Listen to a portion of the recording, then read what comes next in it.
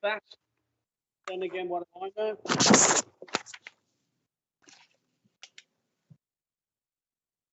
It's exactly 5:30, so the clock is fast. But there we are. It is quite a long agenda tonight, so I would ask you, whilst I won't preclude debate, what I would ask you is not to repeat questions that have already been done. I keep it to questions rather than speeches. So it would be my intention to try and finish this meeting in the constitutional 3 hours. Not only for us, but I have officers here who I've insisted do the presentation in person, and some of them have got a long way to go. I have allowed them to park on the front, so if you haven't got a parking space on the front, tough. I'm not having officers walking across the town, especially unaccompanied females. So it's a decision I made early doors. Grateful for that. I have been requested as well to bring forward the item which is on here as Bassett Street. I don't know what number it is, but I'm sure somebody will tell me. Number 6. Thank you. And I will be declaring interest at the appropriate time on the Charlemont Road one, in view of the fact I don't live anywhere near it, but as it's in my road and there is already an enforcement action for reasons, some of it within the report of the officers, I think it is wise that I do so. Okay. So we move on to the agenda as such. Nikki, can you tell us when we're going live, please? We're live, Chair. Thank you. Good evening. Thank you all for attending the meeting of the Planning Committee. Before we begin, I want to address some housekeeping measures. The agenda and reports for this meeting are available on the Council's website. If the meeting becomes inaccessible to the public on YouTube, then I will adjourn to allow for reconnection. If access cannot be restored, then the remaining items of business with speakers will be considered at a time and date to be arranged. Any business without speakers will continue to be heard. Members are asked to raise their hand to indicate that they wish to speak. Once I call you, please turn on your microphone and ensure that you turn it off again once they have finished speaking. That means that you will be then tuned into the YouTube feed.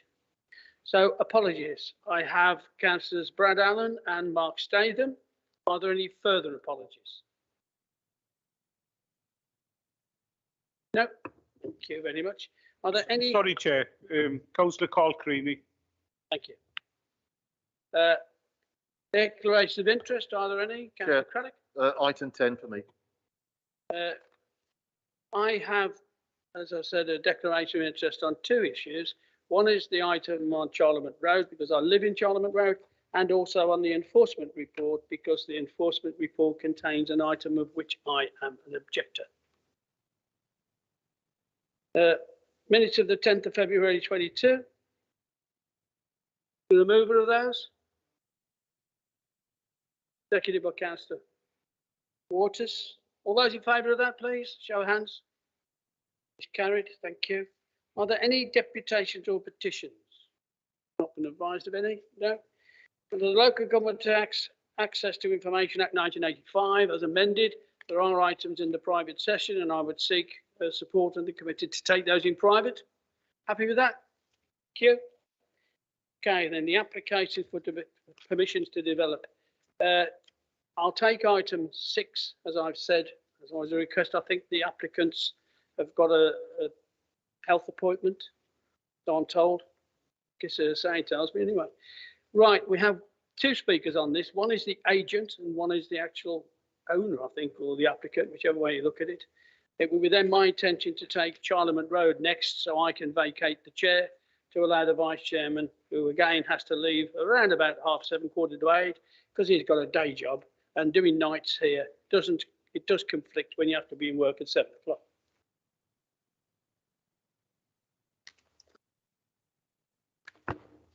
Right, I think I have Mr. Clifton and Mr. Rashid, is that correct? Thank you. Right, you have 2 minutes to speak when I ask you to. You know the rules, Mr. Clifton, so I won't go through them. Have the presentation first, which will be succinct, but hopefully enough to show you exactly what's being proposed on all presentations this evening, and then we'll move into the normal procedure. I will be timing the speeches to 2 minutes, and I will tell you to stop when you get to those 2 minutes. Okay. Michael, I think. Thank you, Chair. It's Anne presenting this one for us tonight. Thank you. Sorry. It's okay.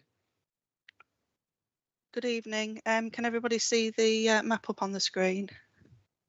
We can, yes. Thank you. So we have application item 6. It's 22 Bassett Street, Walsall. Outline application for 2 dwellings with access. Layout and scale to be considered, and landscaping is a reserved matter. The site area is approximately 900 square metres or 0.9 hectares in total, and it's been called in by Councillor Gultasib.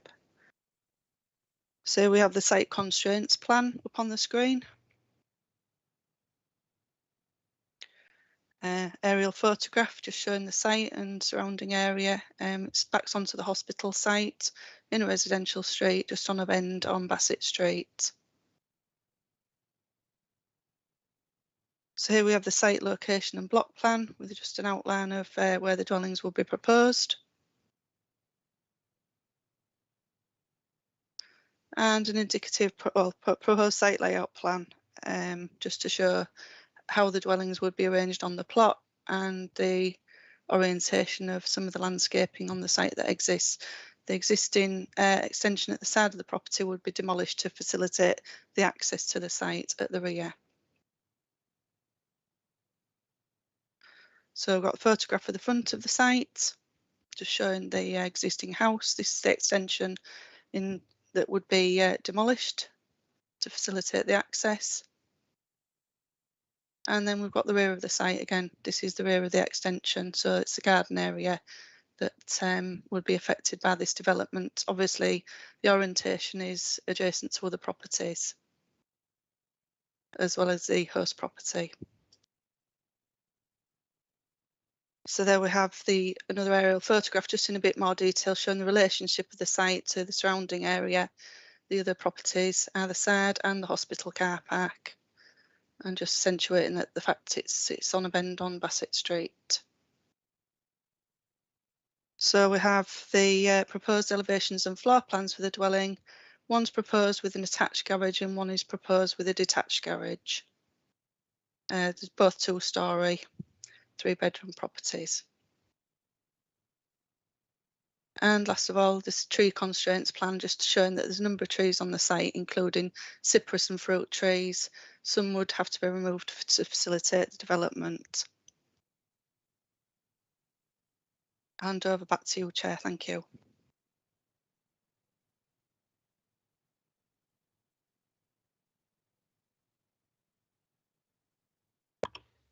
And can you just clarify, did you say this is 0.9 hectares or 0.98? Yeah, it's 0.9 hectares, sorry, yes. And I failed to advise the recommendations for refusal. Apologies, Chair. 2.24 acres. Yeah. Yeah. Or 900 square metres. Oh, sorry, my apologies. Okay. That's all right.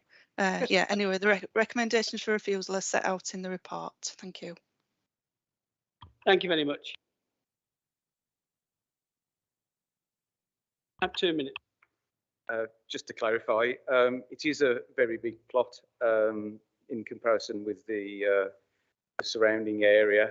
It is 900 square metres. The average in the area for the semis and the terraced houses is 260 square metres. So the plot we have is three times bigger than the norm. There's 2 reasons that are given for the refusal in the report: out of character and detrimental to the area. To sort of answer these, the properties are set right well back into the site. If you could just bring up the site plan again, they would be hardly visible from Bassett Street. The access is on the corner of Bassett Street to the back of the site. There's been no highways objections, so they must be happy with the access. The boundaries are all well screened with trees and shrubs, as you could see from the photograph. They could be reinforced with a landscape condition. The parking and noise question, we've indicated sections of acoustic fencing which we can put on the barriers, and as I say, there are on the boundaries, and as I say, it's well screened. The access would be electronically operated gates. That gives security to both the development, the number 22, number 24, and number 26. We've specified a low noise surface to the driveway, so that perhaps lessens the impact on number 26. With regard to traffic movements, there is a body called TRICS, the industry uses, which quantifies the rates of traffic for new developments. This development would attract something like 10 trips per day, 7 a.m. to 7 p.m., which isn't a great deal. The loss of privacy, which is another reason for refusal. The properties are well set back. Separation distances we've got between opposing windows. We've got the main windows of the house facing the back gardens, which backs onto the car park of the manor, but again surrounded by trees. And we've the houses are set at an oblique angle to the existing houses.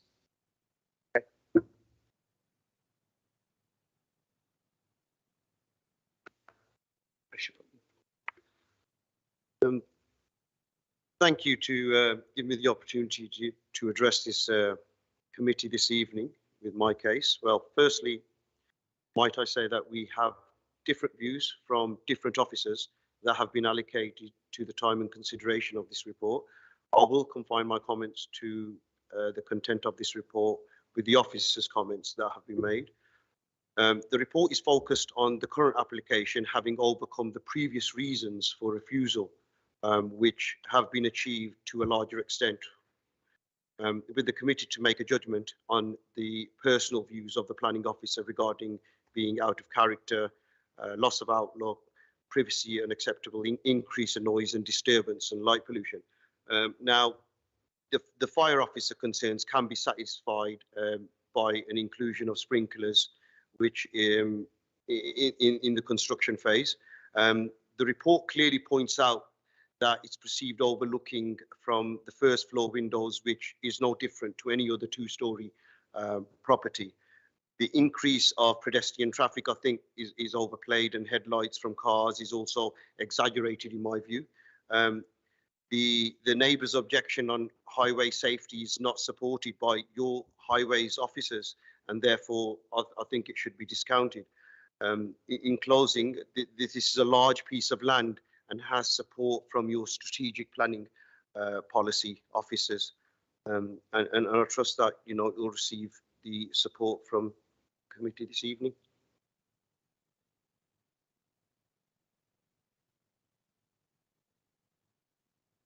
Any questions to the applicant? Councillor Hussain. Yeah, you mentioned that in 2020 there were some reasons that the officers felt the application shouldn't be accepted, approved.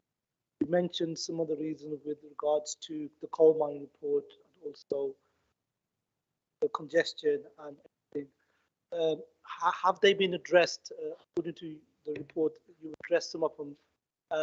We call it the parking issue. The parking, you've got sufficient with the application because you've got your own parking. The congestion, you feel the congestion matters been resolved with you saying there will be 10 journeys and so forth. The highways have got no objections now. We've got sufficient car parking for 3 units on the site. So the highways have withdrawn their objection. Likewise, oh yeah, and we've got all the other reports. There's a tree report, a species report that's been done. So everything that was required has been produced and submitted with this latest application. Councillor Tabner-Was. Thank you, Chair.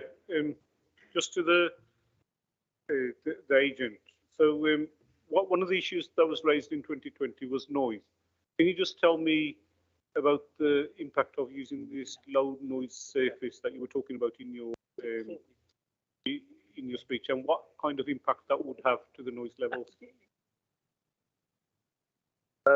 Well, we've indicated some acoustic fencing on both boundaries, close to where the sort of driveway and car park is.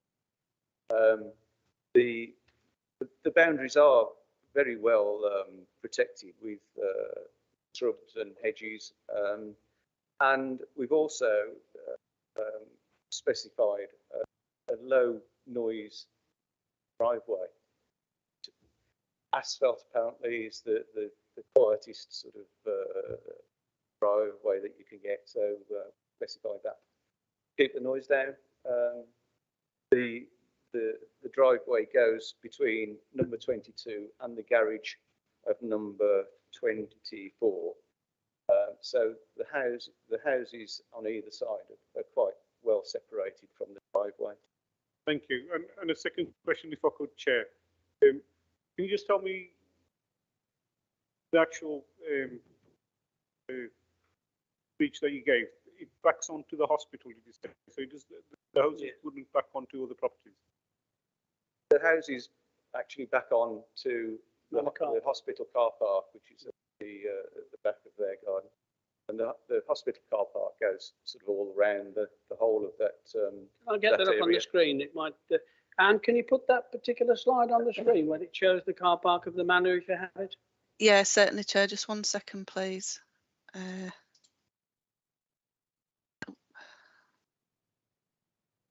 we go. So there's a hospital car park there, and I think this is part of the hospital site as well, like an area of landscape. So the dwellings would back onto that. Yeah. And would you suggest? Yeah. Sorry, yeah, carry on. Would you suggest there's more noise that comes from that car park that would come from the property itself? Good point.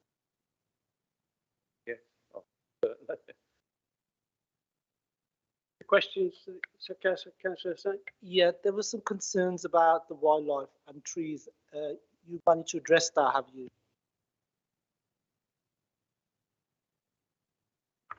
Yeah, in the first application, they did ask for a trees report, which has been provided.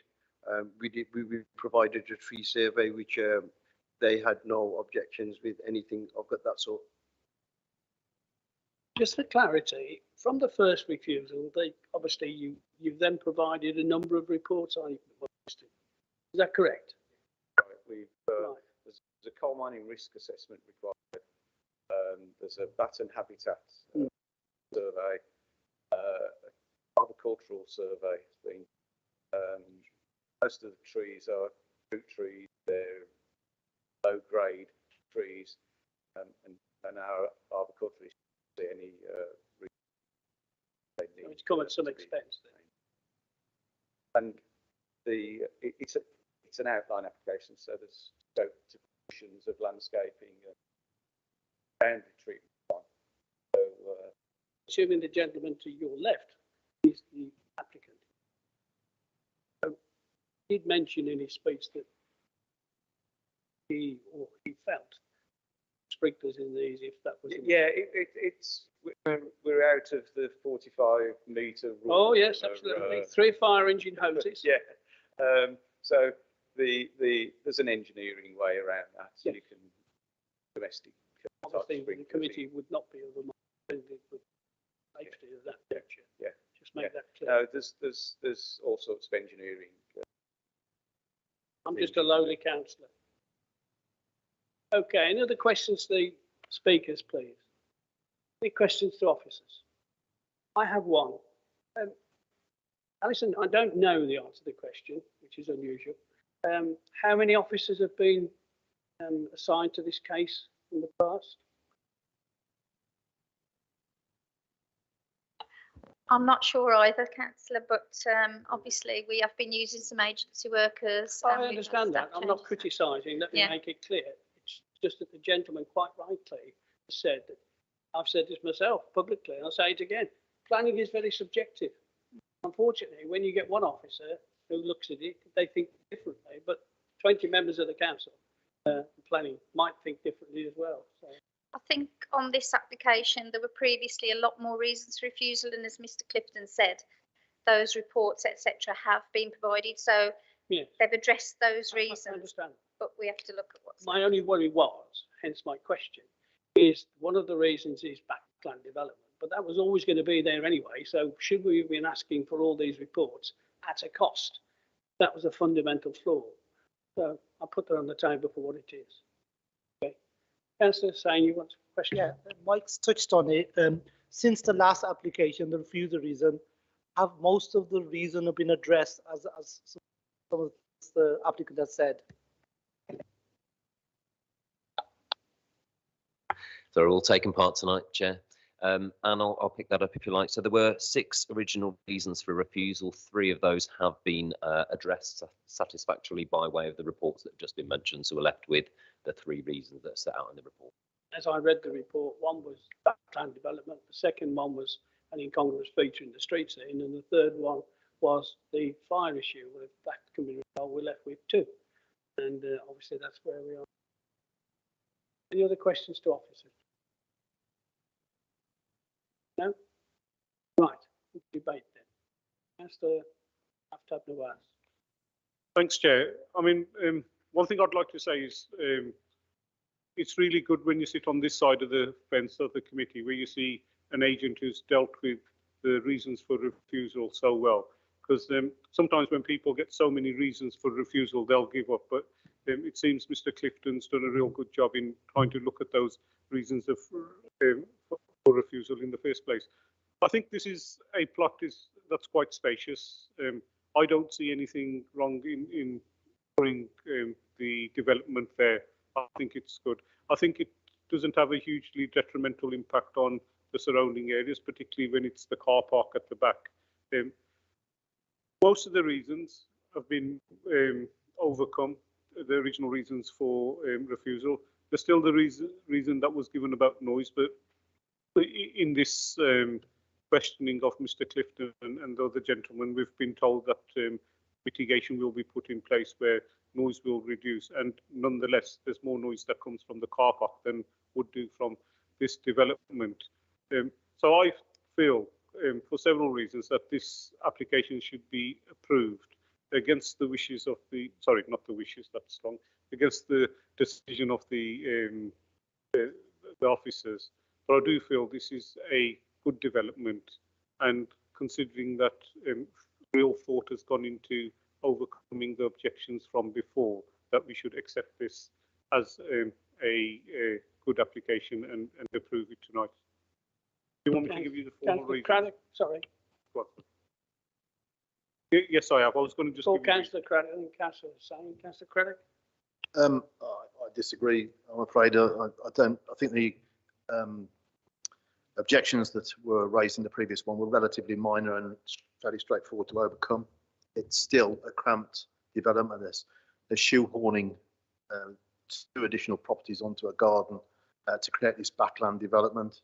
The recommendations talk about height, size, massing, and siting will result in a lot of outlook.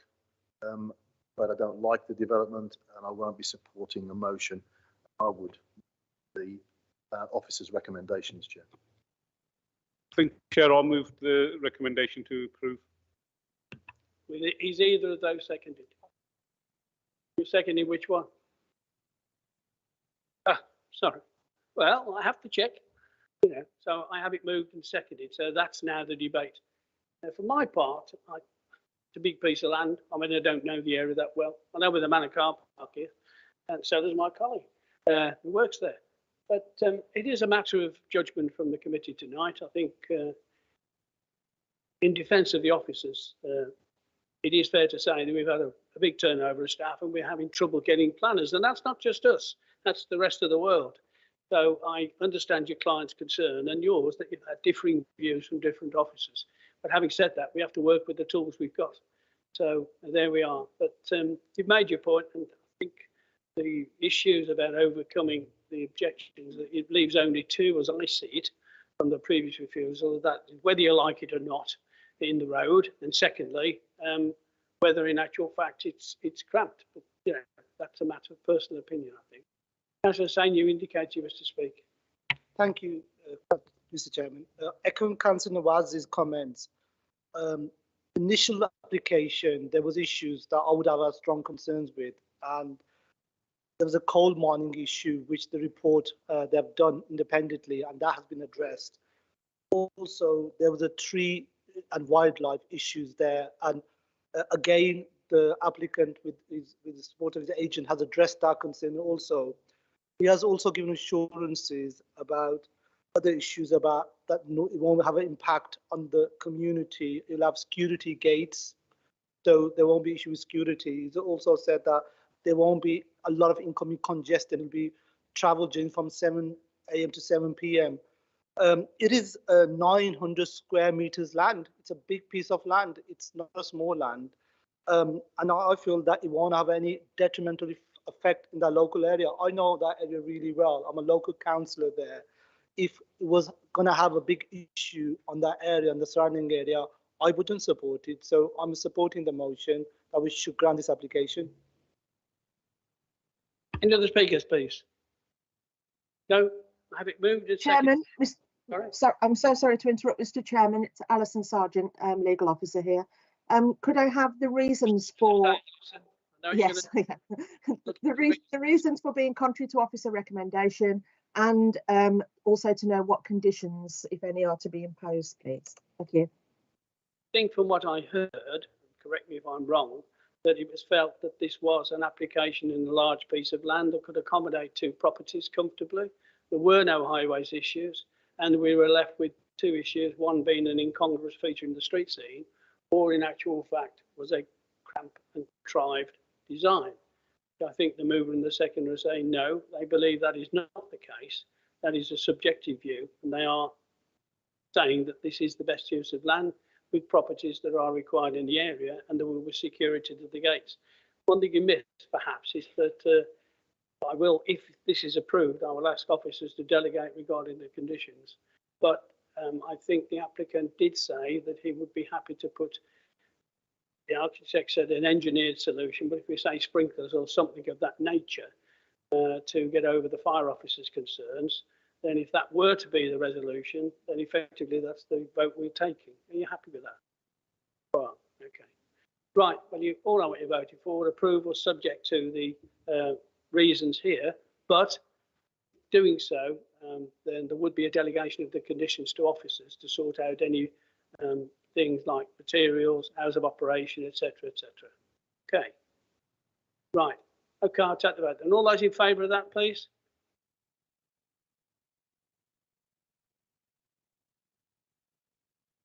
Right, anybody against? 2? Right, that's approved. Thank you. You haven't got anything else on tonight, have you? Hey, you haven't got any more on tonight? No. Right, can I ask then, I'll vacate the chair now because Charlemont Road is where I live, although I'm not affected. My colleague will take it, Gary.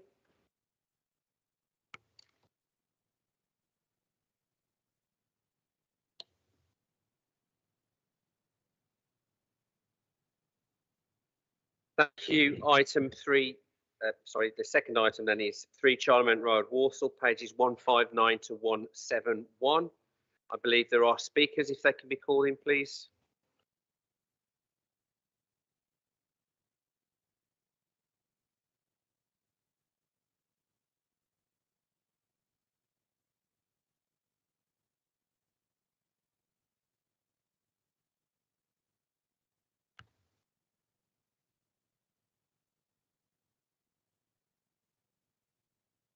Alison.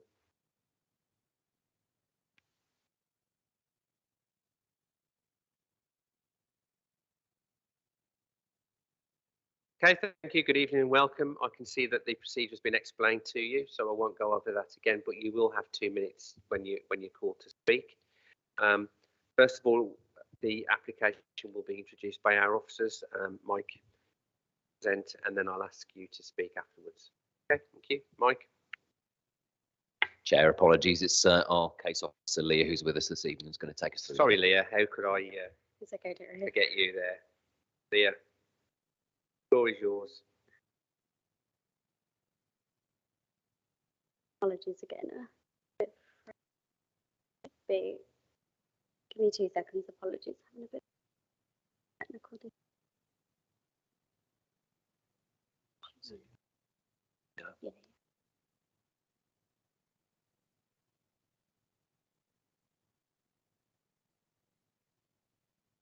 Right, apologies.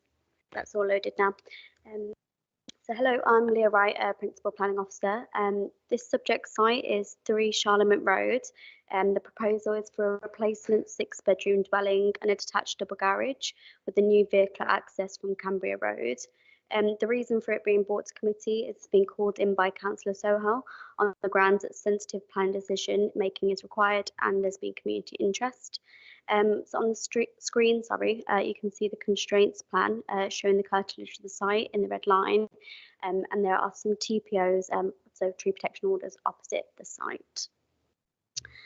So here's the aerial of the site. In regards to the site, the land level was reduced slightly in a southerly direction. There's a large garden area, as you can see, so that's in excess of 600 square metres. The surrounding area is residential in character, and it consists of a lot of large detached housing of various designs. It's not in a conservation area, and nor is there a listed building on the site. I should note that there is a bat buffer zone going throughout the site. So here is a proposed site plan. You can see the new dwelling here, the access from Cambria Road and the detached garage in the garden, and here is an existing location plan. This plan is showing the existing elevations. So at present it's a detached dwelling with a cat slide roof, and there's a large dormer window to the rear. To note, there's also a rear garden patio and an existing building to the rear of the site. So this is the proposed plan showing the elevations of the dwelling. You can see there's some large angled windows to the front and the rear elevation, a single story element to the rear, and there's quite a lot of fenestration to both side elevations and some roof lights. So moving on to the photos, so you can see the view of 3 Charlemont Road from the front, the view of the side elevation of 3 Charlemont Road and Cambria Road. Cambria Road and where the new proposed access location will be. So here. This is the rear of 3 Charlemont Road and the existing garage. And then we've got trees and number 5. The rear elevation showing, so number 3 here, and then the neighbours adjacent to the site. And then you can see the relationship between number 3 and 5 at the rear. Just move back to the site plan so we can all see that. So in terms of consultee comments, there have been no objections from consultees. However, various conditions have been recommended to make the development acceptable. In terms of neighbour objections, there has been a public petition with 44 signatures, and they've objected to the proposal on grounds of character and appearance, trees being removed, discordant appearance with the street scene, concerns about the access, extended beyond houses on Charlemont Road. Garage use could change in the future, and also various non-material planning considerations such as drainage, impact on mental well-being, and what they will, and devaluation of houses. So in terms of the principle of development, we are in a well-established residential area. It's considered to be sustainable, so this would be supported. However, this would be subject to other material considerations.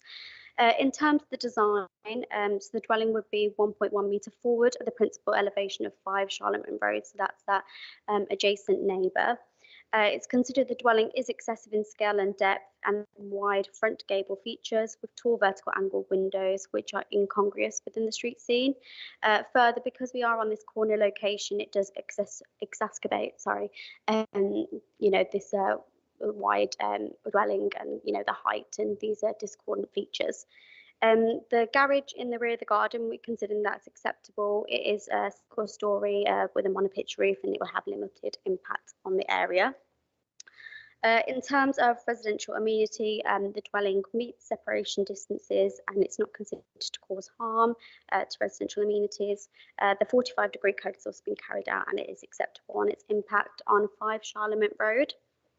In terms of amenity future occupiers, so we would still have a large amount of private amenity space, so 600 square metres, meeting our requirements in our Appendix D of the Design in Warsaw Supplementary Planning Document. In terms of trees, there's no protected trees on site. However, if the application was to be supported, a safeguarding condition in respect of tree protection measures, tree protection report, at 5 Charlemagne Road would be included. In terms of pollution control, so we would have to have conditions regarding the requirements of the Black Country Air Quality Supplementary Planning Document. Highways to consider the access is acceptable, and this would be subject to a new drop curve being installed, and also the parking provision does exceed the requirements of our policy in our unitary development plan. In terms of ecology, there's been an internal and external back survey submitted. So the existing building has negligible back access and roosting opportunities. However, if we were to approve the application, enhancements could be included by condition for a back box. So in conclusion, we are recommending refusal. This is subject, of the excess depth fronting Cambria Road, wide front gable feature with tall vertical angle front windows, and the incompatible and incongruous design to the street seam. Thank you. Thank you, Leah. Now ask Harsimranpreet Bains. That's you. Thank you. Yep. So I'm grateful for your time. First of all, thank you. We kind of spread the information across the street because only certain households were given the information about this planning permission that were directly across it. But we found when we were talking to each household that there would have been a detrimental effect for everyone on the road.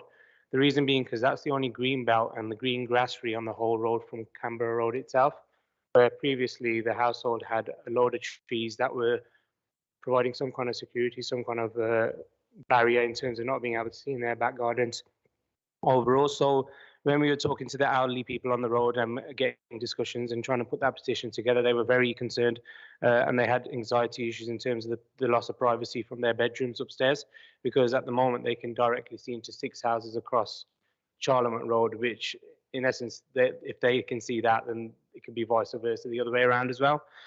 So it's not in character with the road at the moment. There's also a drop down lay for the shed at the moment already, just past the greenery on Canberra Road. That's already giving them access into a shed area. So the concerns for everyone along that road was that why are they trying to do it midway through the garden? Because in 2004, there was a petition that was put together for a planning application for additional properties to be built along that stretch. We only did a petition based on Canberra Road, but Hobbit Road were exactly of the same consensus in terms of signing 44 names. During COVID time, it was hard to get access in everyone's households, but it was a massive concern up and down the street. And as a personal resident opposite that particular area, 15 Canberra Road, I just feel it's going to create a bottleneck effect at the top of the road in terms of we can only park on one side of the road due to the green grass tree on the opposite side. So if you've got any emergency services or anything trying to get down that road, the access is already very difficult with oncoming cars, ongoing cars, and there only being one more or less parking on the opposite side as well. So we just see it as a way of shoehorning future developments within this area. And obviously that's a massive concern for privacy, security for each household, and obviously it's not in character with the area. Thank you very much. Thank you. Monica Thacker. Okay, so I live at number 11 Canberra Road, which again is just opposite the proposed new freestanding garage. And again, as my neighbour said, we're concerned more about the line of sight and the scene of the road. At the moment, from our houses, all we see is at the moment is a fence, which did have lots of trees and shrubbery, which was cut down in the middle of last year. But then further to that, there's now been this application for the garage, which we don't quite understand, since there's already a freestanding shed building with access to the road, with a drop curb of its own. So we don't understand why just a little bit further up the road there's a need for another one. And as my neighbour said, that we're just worried that in the future what else is going to be proposed along that stretch. Also, the new drop curb would then cut into the only sort of lawn area, common lawn area we have on that road, and it's only a very tiny amount, but it means a lot to all the young children and the younger families moving onto the street, because it just it adds to our scene from our houses. yeah, the garage and the new access would be not in keeping with the street at all, out of character. And we feel like the house is directly opposite, there's potential devaluation, being opposite just a side entrance of a larger house, Charmont Road. The house extension, we've all discussed, you know, it's up to the resident what they do with the house, but we strongly oppose for the garage and the outbuilding. Thank you very much. Thank you. Mr. Chowdhury? Mrs. Chowdhury? Good evening, Chair and Councillors. Thank you for the opportunity to speak. I'm the applicant's daughter. My grandfather passed away during the height of the pandemic in May 2020. He suffered from severe dementia, and as his fragility increased and his condition progressively deteriorated, he was later unable to move beyond the upstairs bedroom. This application to extend and replace the downstairs kitchen with a bedroom is done to enable my grandmother to move in with us on a permanent basis. My grandmother suffers from severe arthritis, and it is important for us to see that she retains her independence and has good quality of life with support. Her condition has greatly impacted her mobility and means that she struggles with activities of daily living. Doctors currently administer steroid injections to both knees, but have advised she will soon need a wheelchair on a permanent basis due to reduced efficacy of the injections in aiding mobility long term. She is also administered daily morphine patches. My brother suffers from severe hypermobility and tremors and is currently undergoing physiotherapy and being seen by a consultant neurologist. My brother is also undergoing tests for Wilson's disease. There is no current treatment for this, and the life expectancy for someone is approximately 40 years from birth. The current design does not cater for disabled persons' access, and the layout is incompatible with wheelchair use. Given the need for the provision of facilities to enable disability access, we urge the committee to take this into material planning consideration. The proposal will ensure my grandmother retains her independence and quality of life, and will also assist my parents in later life. We humbly request the committee to approve this application. Thank you again for letting me speak. Thank you. Thank you. Mr. Chowdhury? Good evening, Chair, Councillor. Thank you for letting me speak. The proposal plan is an individual in design, as are so many of the large detached houses on Charlemont Road, but is in keeping with in the area. Charlemont Road is consistently changing. We actually, I actually took in 2005, 5 Charlemont Road next door to me had a 2-story side single-story front rear extension. 2008, 7 Charlemont Road had exactly the same extension side reconstructed roof, which is taller, you can see on the plans that you showed. And most recently, in 2017, 19 Charlemont Road was demolished of a bungalow, and 2-story house was granted in October 2017, where we actually took the cue for our design for our house, and no objections. And the other thing I would like to state is no objections has come from anyone on Charlemont Road, the actual house that faces it. Our neighbour, number 5, only inquired that if it affects the drainage or the roof oversights, but the width of the house is exactly the same. The depth goes in, but it's to facilitate my mother's wheelchair and having the bedroom downstairs. The loft, there's already an existing loft. This is a 5-bedroom house already, and we're just putting another bedroom downstairs so we can take care of our mother. In reference to the trees being cut down and fused, who doesn't like privacy and a lovely garden? But unfortunately, it was unkept for many years. I could go far as to say, inquiring with our neighbours for decades. We inherited a garden that looked like the Amazon forest, entangled tree roots, overgrown ivy, and tree trunks that were cut half. The back half of the garden was shrouded in glass, mattresses, and various rubbish. It cost us thousands of pounds just to get rid of this. We had to do this for our own safety and for us eventually to have a pleasant tree-lined area and shrubs after the extension is done. as my daughter has highlighted, given the physical conditions and need of my mother and my son, making these provisions within our home would alleviate pressure from the local authority and NHS. And regarding distances, as your planning officer stated, there is no right to a distance view in planning as listed in the report. Across the road, 31 metres, number 2A Charlemont Road, 123 Cranborough Road, 23 metres, 9 Cranborough Road, 25.8 metres distance, 10 Cranborough Road, 65 metres in distance, and of course, our proposal does not impede on view in these distance into account. As you will see from this, obviously, Mr. Chaudhry, your 2 minutes. Sorry, thanks. Okay, no, thank you. Obviously, Mr. Chaudhry set out his case there and gave a lot of examples of similar properties. I ask you not to take that into consideration. Each application, as you know, is considered on its own merits. Any speakers? Questions for our speakers? Councillor Craddock. There's the petitioner and particularly the objector has mentioned this rear access, and I looked at one of the photographs and there appears to be an access into the middle of the garden already, and they're worried about the amount. They're worried about the car access to that particular property. I'm not really clear on the objection there, because there's already an access into the garden. How many vehicles do you envisage going in and out of the property on a regular basis that would cause a problem in a quiet residential street?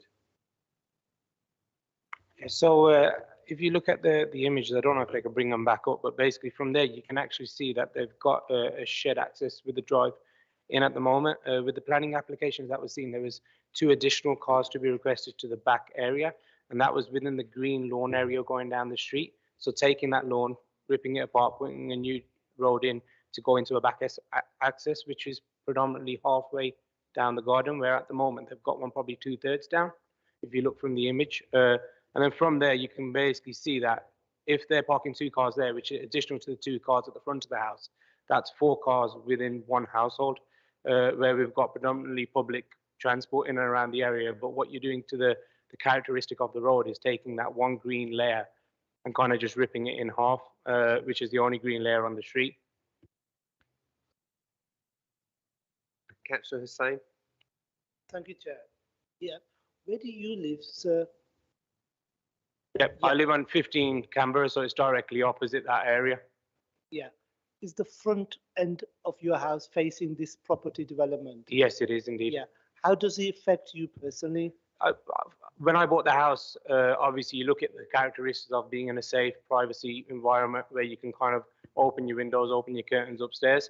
So obviously now having someone with a high raised building proposal being put into place, that is of a massive concern. And especially when they're having something of a driveway built at the back of the house, that's also a concern where that wasn't there previously.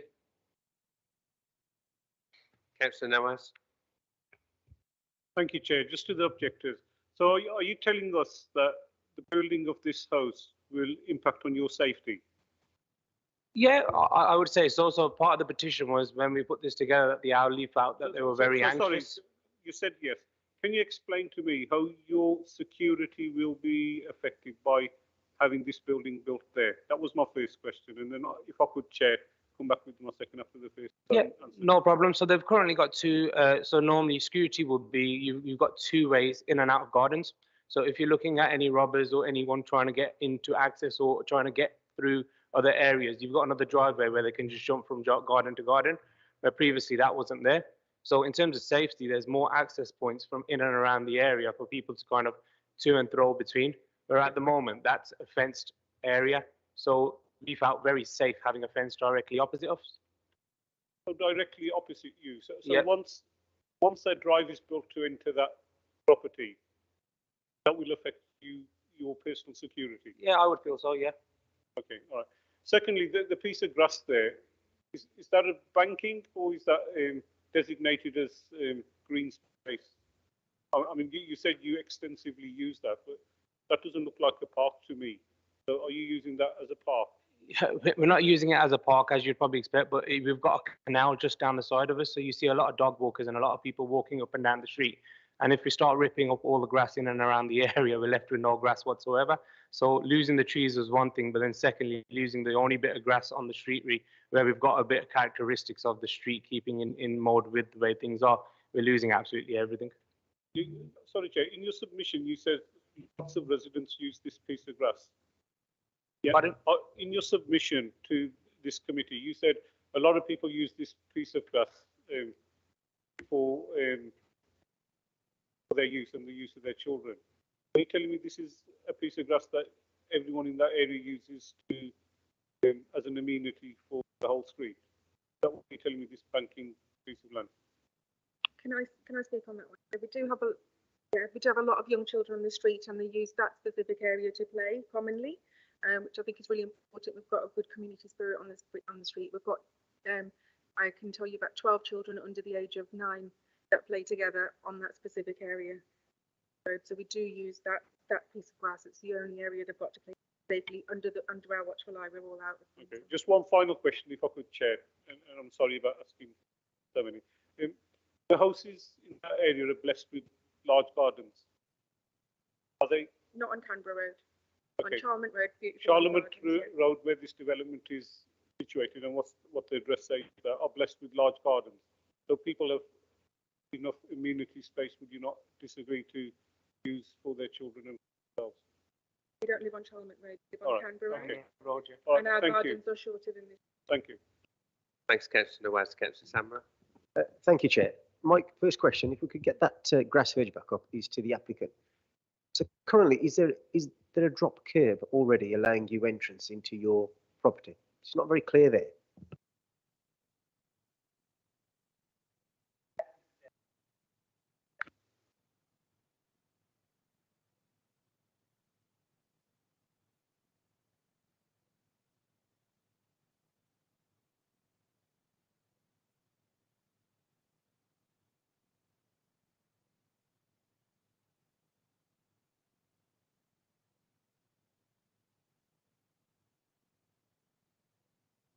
Just property, they can see straight into your property. But I take it once, if this development were to be approved, you would put a planting scheme back and a screen.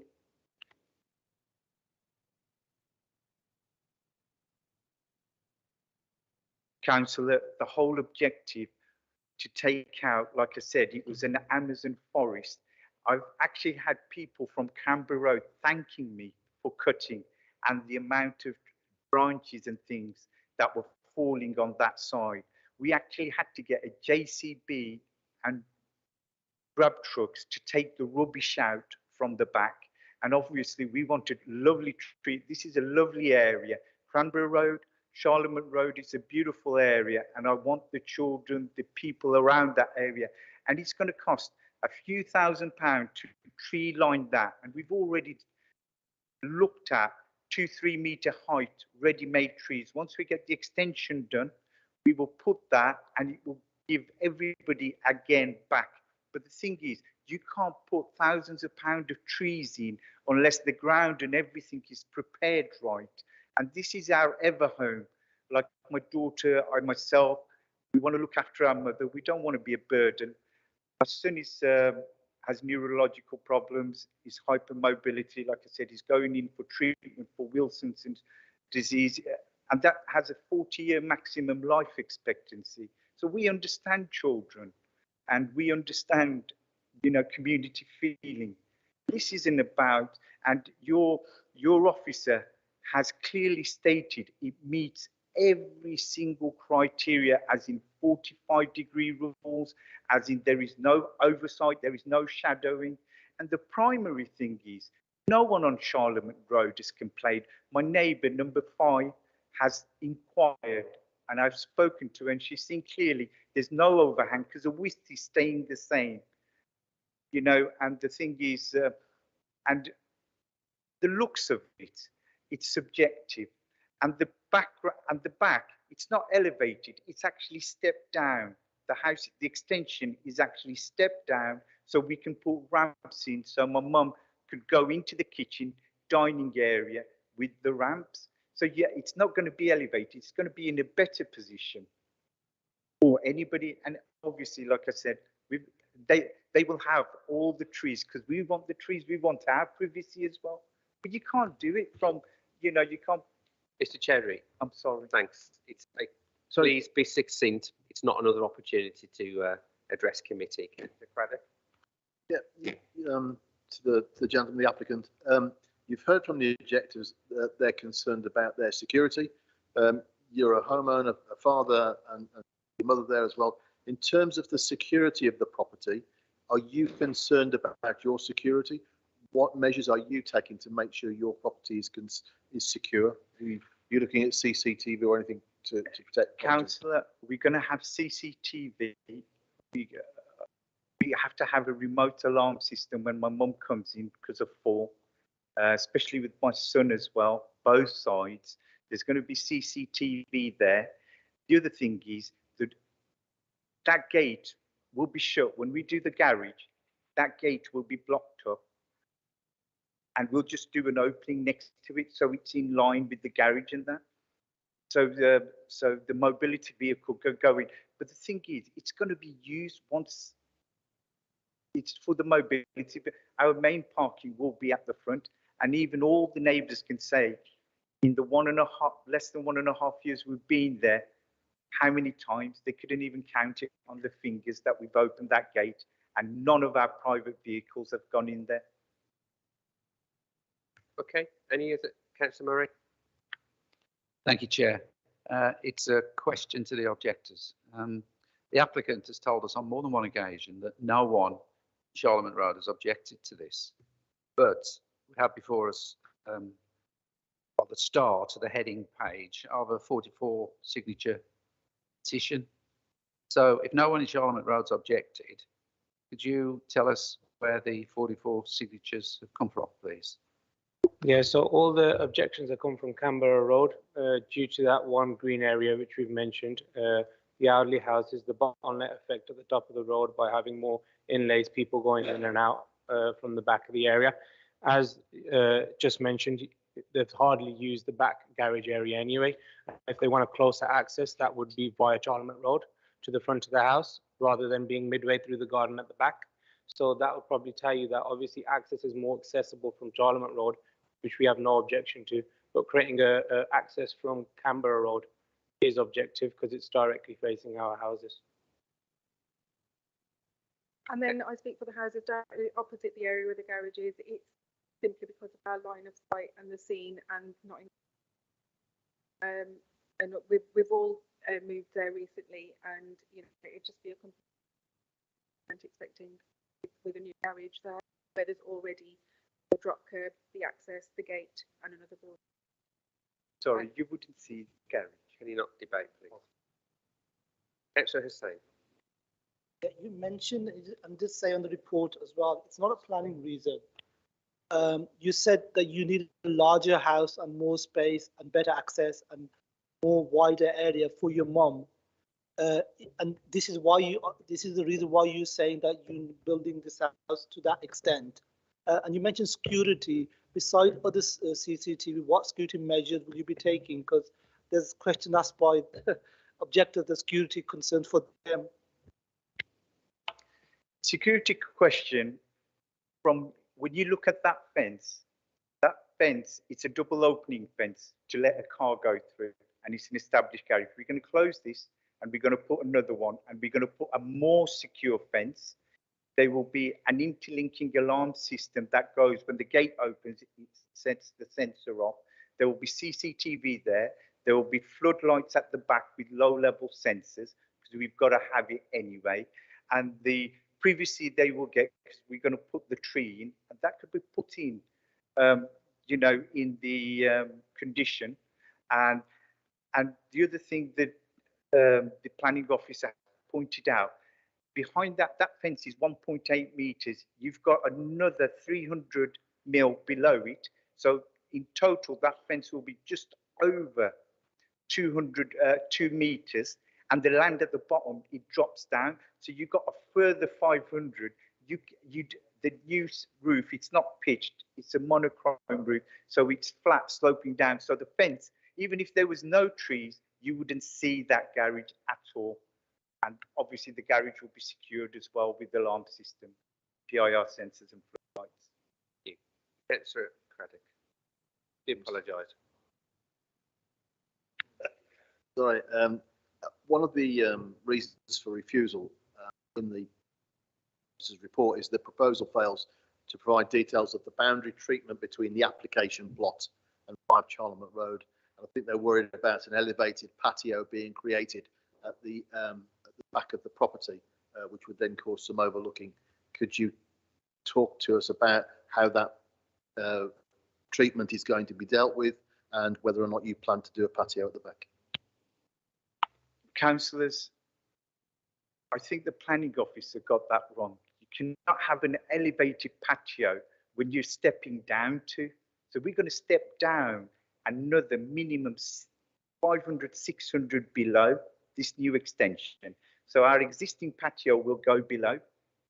So in that sense, plus you've got 1.8 metre tall fences existing all the way going through. And then obviously we're going to put shrubbery and things like that there. But anyway, if we just drop down, we won't be able to see it because, you know, the patio level will be low. Sorry to interrupt. Can I ask you to move, Councillor? It's important that in the interests of transparency, you're not seen to be conferring. Can I ask you to move to a seat on your own? Thank you. Continue, Mr. Chowdhury, please. So, so number 5 is here and we're here. So our patios are both the same at the moment, but because we're going to drop it down in that sense, right, our level is lower. So we're going a couple of feet below anyway. And the fences on the side, they're already tall fences. And next door's already got all their bushes and that there. And we're going to put shrubbery there. So we can't see them anyway. And it'll be even better for both sides. Thank you.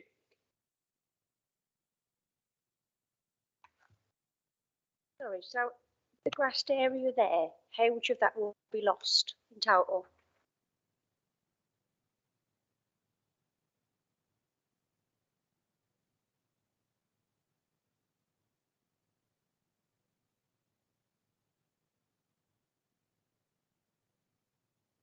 Obviously, we like the scenery as well. That's why we bought this house, and it's a lovely area. We don't want to have any detriment to the area, and it's only a very small strip. And the petition, one thing I'd just like to say is, if you have a look, some of the houses have signed that 3, 4 times. Okay, you're allowed to, but if you then go down to the houses, there's not really 44 houses. It knocks the numbers down by half. Because on the petitions, I actually went through because we took a very concerned effort to make sure we're fitting in the area. You know, you don't buy a house every day and invest this sort of money in with the disability facilities and everything. So. Okay, thank you. Any questions of officers? Councillor Nawaz. Just one. Second reason for refusal. We heard the gentleman, the applicant, talk about, I don't like saying this, but he said that the officers have got it wrong, which our officers very rarely do. Can you explain that? Because he's saying it's going to be a step down. The documents say it's going to be a step up patio. So if it was a step down patio, as the gentleman is saying, would that negate this objection? Sorry, this reason for refusal? What I would say is, I think when we're referring to the elevated patio, so if you've got the ground levels the same, although it's a step down, if you think about a patio, it would still be raised up in comparison to the land on the other side. And I think the refusal reason is really making the point that the boundary treatments are unknown, and we don't know whether this is the case, so therefore we can't, you know, make a clear planning judgment on this, and therefore that's the reason for refusal. And just one question more, please, Chair, if I can. Okay. In regards to the boundary treatments, couldn't that be conditioned? Yes, if members were minded to.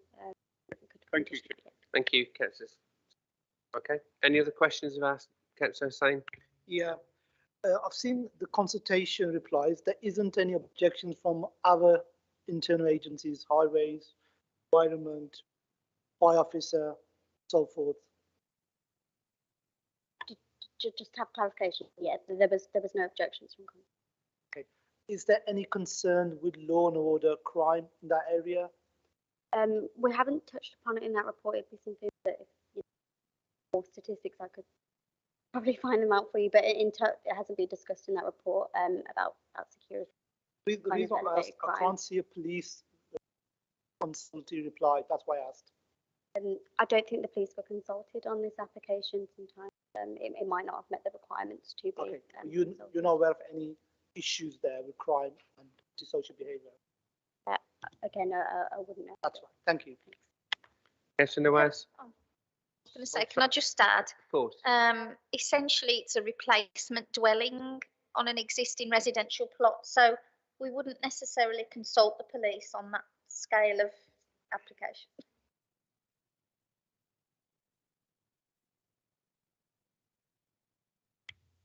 No, thank you. Thank you. Sorry. Yes, Nawaz? Just one last question. The piece of grass that seems to be a major point for the objectors, is that a grass verge or is that a green open space? And secondly, how much of that grass verge, as I think it is, will be taken up by this application?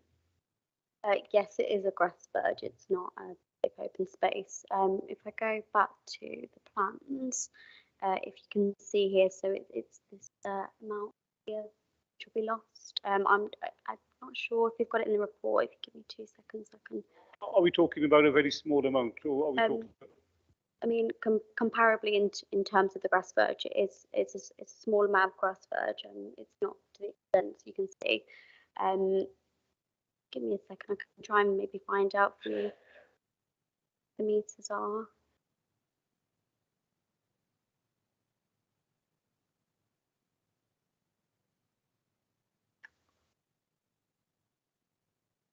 I don't think we do have those details, unfortunately. Sorry about that. But we would have if we were minded to approve, we would have a clamping condition for that one in regard to the drop. Let me just put it a different way. Is the taking up of a bit of grass verge just for the access of one vehicle onto the parking space? Is that what we're talking about? Or Yes, it's just going to be. So no more than perhaps 1.5 meters. It would be a standard access, so it'd be, you know, enough for a part of it. Okay, right. Thank you. That answers the question. Okay, thank you. Any more questions for speakers? Councillor Bott? Not to speak. Officers, sorry. Councillor Bott, I do apologise. Yes, Chair. The Equality Act 2010, we can't discriminate on planning against any disability or age. Does this meet this criteria? Officers? Chair, is it right if I come in on that? Yeah, thank you. Of course. Yep, certainly, Councillor Watts. So the Equality Act is listed in the report as one of the considerations. The clear distinction here is that it's not a material planning consideration, so we can't necessarily take into account personal circumstances. But what we do look at when we're looking at new developments, not just replacement dwellings, but any type of new development, is where we look at level access to encourage disabled occupiers movement around sites and buildings. So we look at those material considerations, but what we don't look at is personal matters. Any more questions for officers? Okay, thank you. And move to debate. Councillor Nawaz. Thank you, Chair. I've looked at this application and I've looked at the reasons given for refusal. The first reason I think is subjective. It's a big plot. It's a huge garden.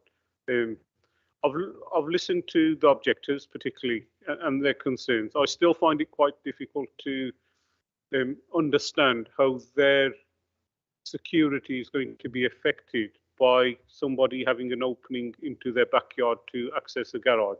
I really, really find it difficult to understand that. The other thing is the taking up of the grass verge. They're not digging up the whole of the grass verge. They're just making an access point onto their garage. So I don't feel that that's a good enough reason for us to refuse this application. Although the reasons, as I'm sure the chair will remind me, is the reasons for the building of this extension isn't a material condition. Nonetheless, there's a need that's being met for the applicant. So I feel this application should be approved, and I'll give my reasons. Because the first reason being, if I could check. Of course, yep. Is it seconded? Okay, carry on then. The reason for refusal is subjective, and in my view, it will not have a detrimental impact on the street scene. The size of the property is suitable for this location, so the extension. There's no objections from our statutory consultees who have looked at this. It will help and support a person for disabilities. I don't know, that's not a fair reason, but I just said that so that people understand my thinking behind it. And there's no protected trees. And secondly, the shrubbery there can be conditioned to, we can condition it that they meet those, protect those trees as set out in here.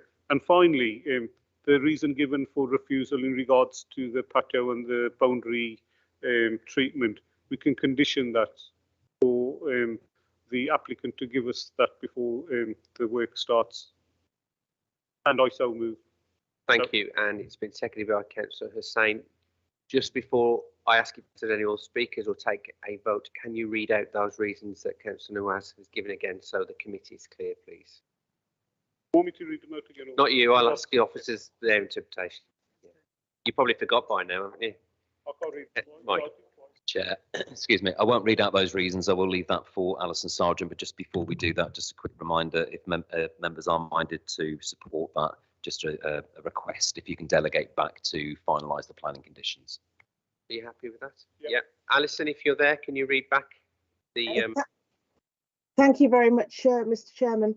The reason is subjective. There is no detrimental impact upon the street scene. The size of the property is suitable for the location and the proposed additions are suitable. There have been no objections from consultees. There are no protected trees. It will support the needs of a disabled person, although that is not taken into account as a material planning consideration. The reason for refusal regarding the patio is to be conditioned, and a condition is to be added to protect trees. Are you happy with that, Councillor Nawaz? Yeah, there was just one extra in regards to the boundary treatment that we could condition. If you to look condition the boundary treatment, the boundary trees. Yes. Okay. Thank you. That's fine. Thank you. Okay. Councillor Hussain. Yeah. I'm supporting this application for a few reasons. That it's a development that is already going to be the same as the previous one with a small addition of more space. The applicants, I know it's not a planning reason. I know our chair has mentioned this before with looking after elderly people and social care, that in the future he'll be writing to the minister about this, where people can have a development or extension to look after family members who are not well, who are disabled. I think the there was security issues that applicants reassured us they'll be taking preemptive measures and secure measures to make sure that they're safeguarded and other people who are living nearby are safeguarded also. There's no objection from consultees. That is a very important thing. I wanted to know more about any crime or any antisocial, but we haven't got that. The grass verge, it's only one parking space that's going to be taking the grass verge. It's not going to have a huge impact in that area for people and users. So I think we should support this application, Mr. Chair. Okay. I'll move to the vote then. It's been moved and seconded, and the reasons set out very clearly. All those in favour?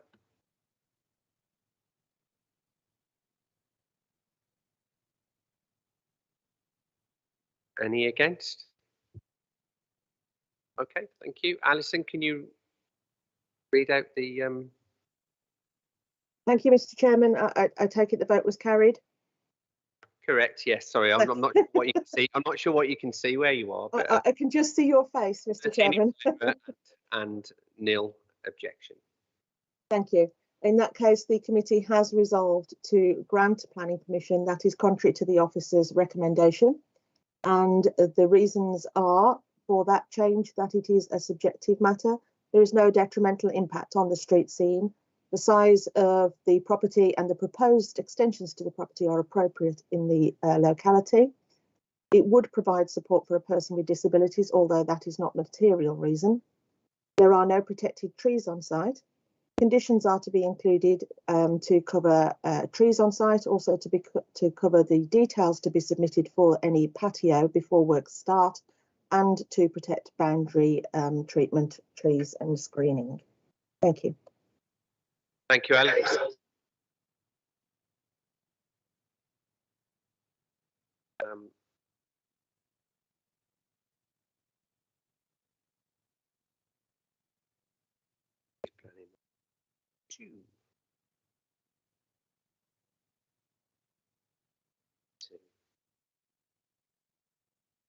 Right, next item is item 2 on the agenda, which is the Mary Jenkins house. We know as the Mary Jenkins house on the Crescent in Walsall.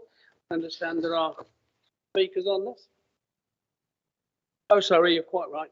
Item 1, land decor at King Charles Avenue, Walsall. The crib sheets, well. Yeah, it is. Turn the page. Yeah, item 1 is the land decor of King Charles Avenue, Walsall. We have one speaker, which I think is Hannah Forden. Yes, okay. Presentation first then, we'll canter through that.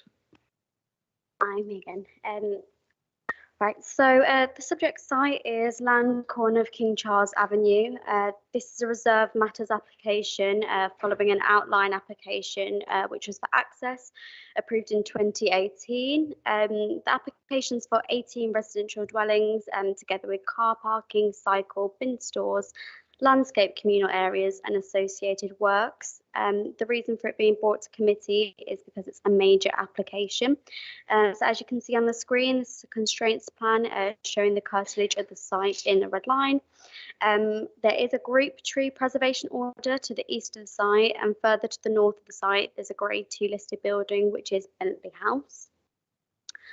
So you can see the aerial of the site on the screen. The site's approximately 0.45 hectares, located on the corner of King Charles Avenue, Bentley Road North and Pew Crescent. It was previously occupied by 10 bungalows, which were demolished post-1970s. The site is now currently largely greened over.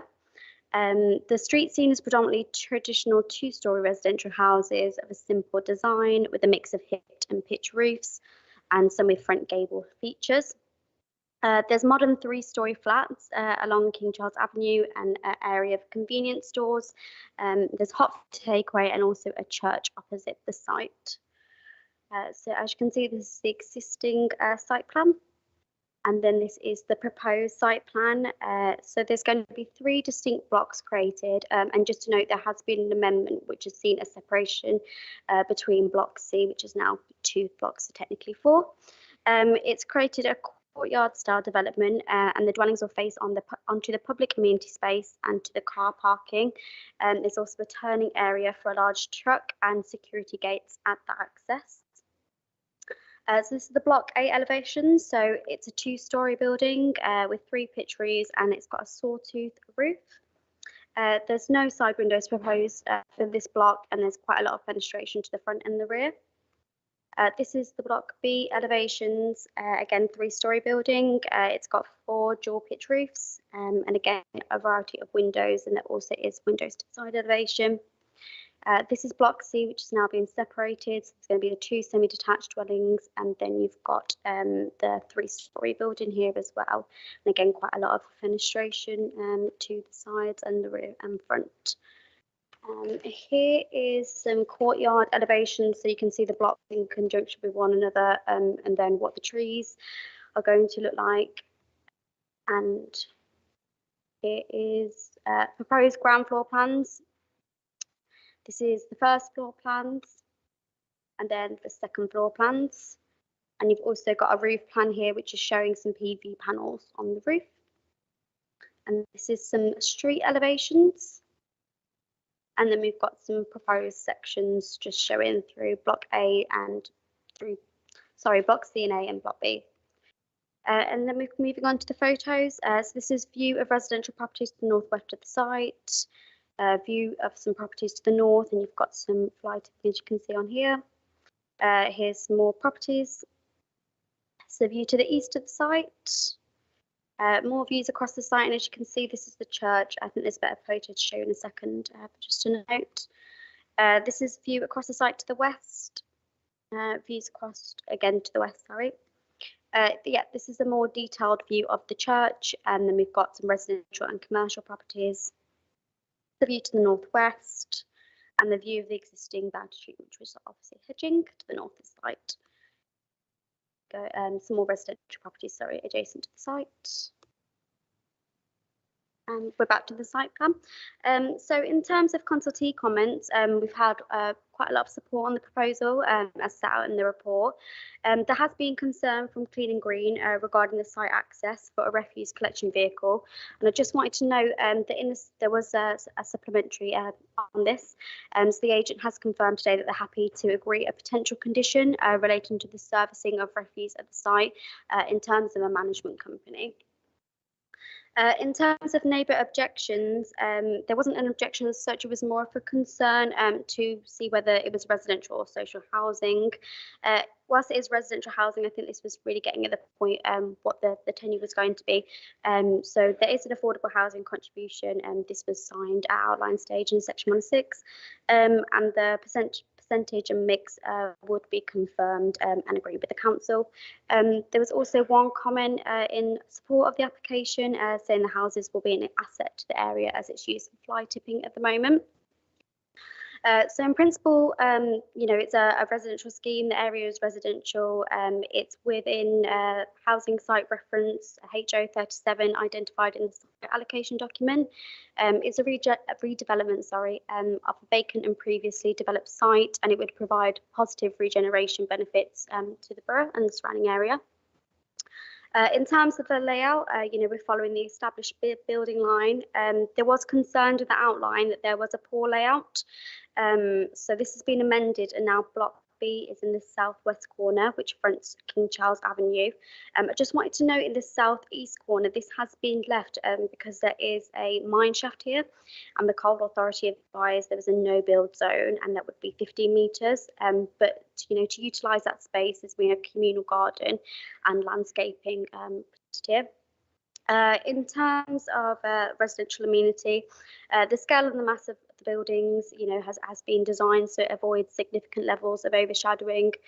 There's no side windows to Block A, so there'll be no overlooking to Pew Crescent, or to Block C, which could look onto one another because of the separation distances, and onto 1 Bentley North. The development is considered to be acceptable. You know, there is a small shortfall between windows of the proposed development and King Charles Avenue, so you can see the front here to these residential dwellings that already exist. But because, you know, it's applied more robustly to the rear, then the front is considered to be acceptable. In terms of the scale and appearance, so, you know, it's reinforcing the pattern of development. There's quite a lot of, you know, 2- and 3-storey buildings around this area. And again, this block is for 2 and 3s, 3 separate blocks, sorry. The building heights are being varied in response to the site levels. There are unique roof forms, and they're considered to be modern and contemporary, and they add visual character. And also, you know, the sawtooth roofs add a nod to the church, which we saw earlier in the photographs.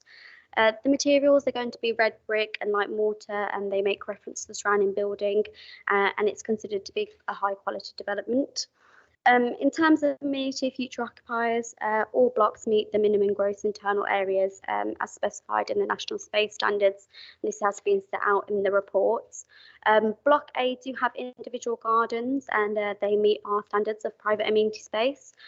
Block B and C, they don't have gardens which meet these standards, and they've got smaller areas of amenity, and they do have some balconies, but it is noted there is that communal shared space, which is 300 square metres, and therefore this would supplement any shortfall, and therefore we consider it acceptable.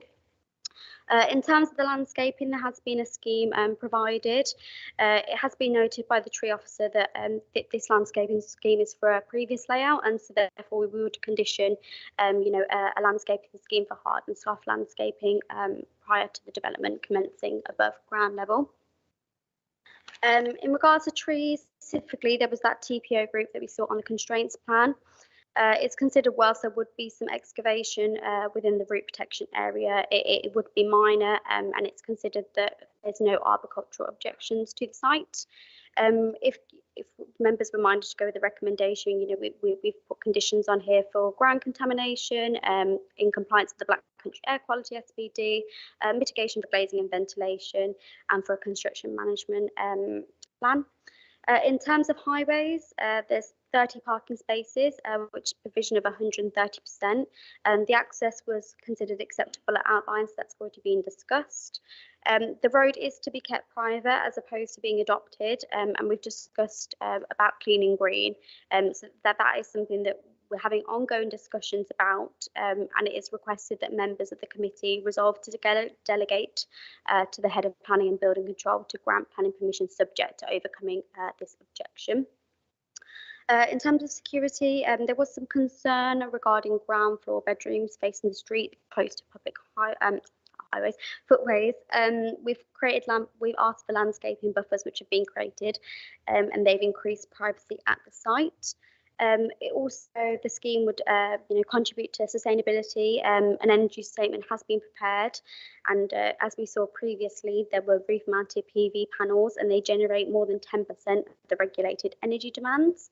In terms of planning obligations, we've secured 25% affordable housing at outline stage, and this development, this reserve matters application wouldn't affect that.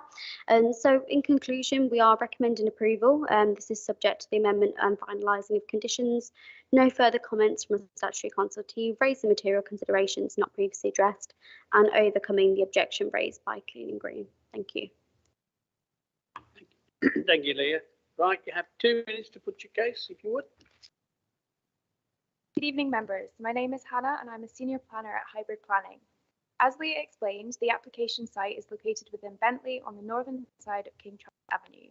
The area of land has been disused and undeveloped for some time. This Reserve Matters application is specifically seeking approval for scale, appearance, layout, and landscaping. The previous outline application was approved in June 2018, and the principle of redevelopment of this site for residential was considered acceptable, and the access to the site was agreed. This application is seeking to deliver 18 residential dwellings, of which 15 will be either large 2-bedroom or 3-bedroom homes to meet the need for family accommodation in the area. The proposed buildings will be a mix of 2 and 3 stories in line with the streetscape of King Charles Avenue and Pew Crescent. Through engagement with your officers, we've managed to increase the amount of garden space for family homes, created more separation distance between the proposed houses and block of flats on the southwestern corner, and the roof design has been altered to reflect a more regular street scene.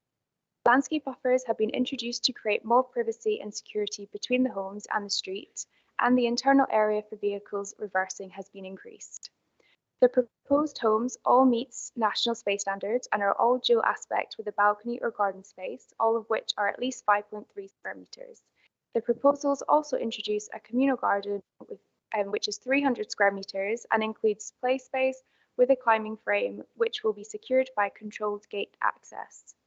In summary, the application seeks the much needed rejuvenation of the site, which is in need of being brought into residential use. The proposals provide high quality new homes in a sustainable and appropriate location and is strongly supported on policy grounds by the case officer. The proposal will secure new private homes, financial contributions towards affordable housing and open space, and will create new construction jobs in the local area. As such, we implore you to follow your officer's recommendation and support the proposal this evening. Thank you.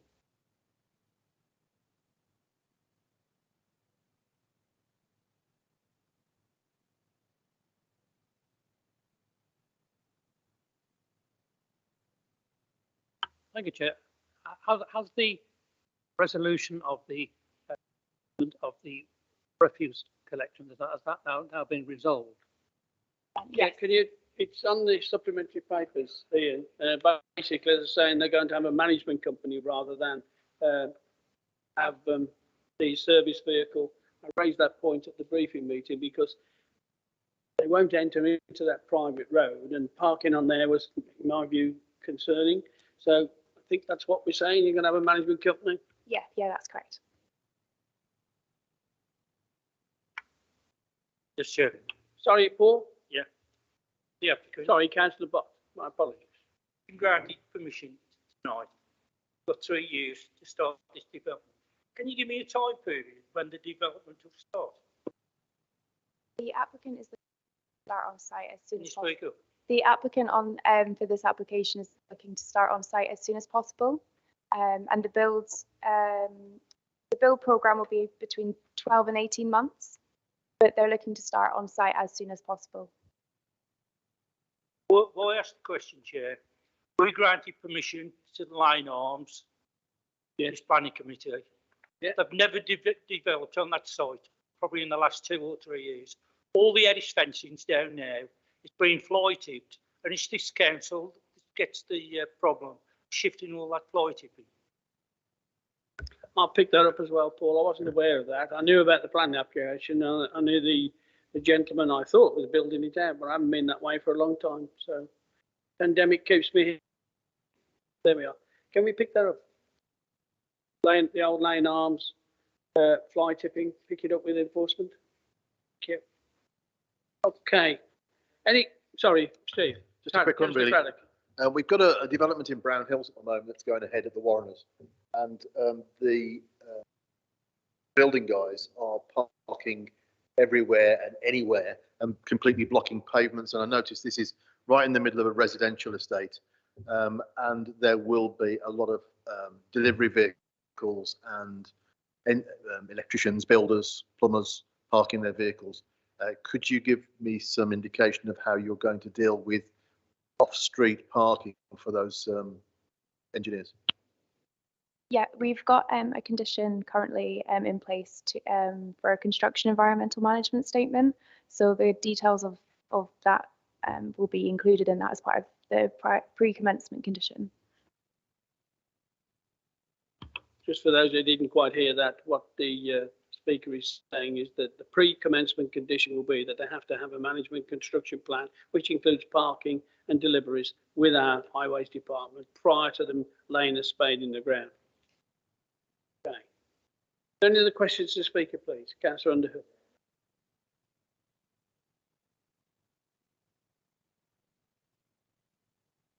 Can we do that in debate, Angela? This is for questions, sorry. Councillor Abner-Wells. These are private dwellings. Are you making a contribution towards social housing or affordable housing? Yes, this was dealt with as part of the outline application, and the details are included in the section 106. So we'll be discussing those just in the next couple of weeks before we're given a decision notice. No questions to the speakers now. Then I'll move to officers, please.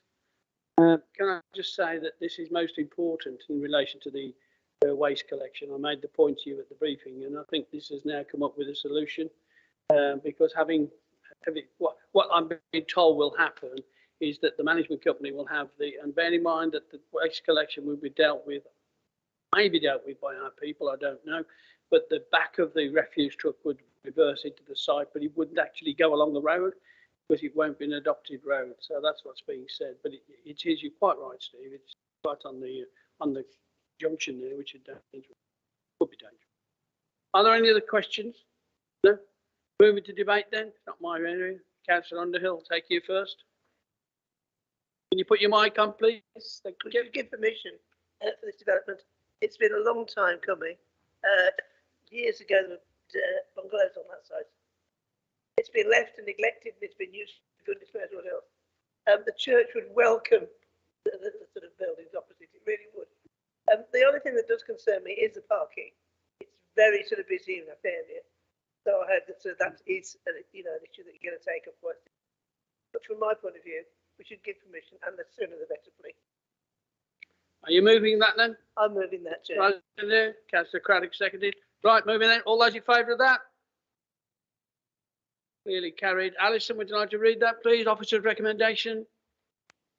Thank you very much, Mr. Chairman. The committee has resolved to delegate to the head of planning and building control to grant planning permission, subject to the amendment and finalising of conditions. No further comments from a statutory consultee raising material planning considerations not previously addressed and overcoming the outstanding objection raised by Clean and Green. That's in accordance with the officer's report and the supplementary paper. Thank you. Thank you, Alison. Perhaps tomorrow you'll have a word with IT and see if they can do something with your speaker because it's coming through a bit muffled, if you would mind. Thank you. Item 2 is the next one, which is the former Mally Jenkins house, Mally Jenkins home next to the Broadway pub at the Crescent in Walsall. I have 2 speakers against the application, which is Mrs. Lisa Fidkin and Mandeep Nahar. Here.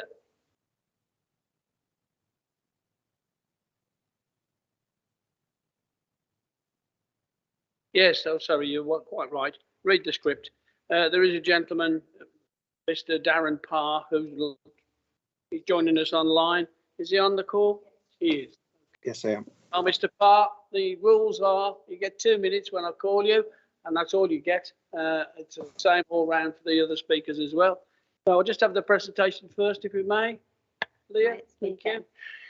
Hiya. The subject site is the former Mally Jenkins house. So the proposal is a full application for a 3-storey building for 18 affordable 1 and 2 bedroom apartments with associated parking and landscaping. The reason for it coming to committee is that it's a major application and also because of significant community interest.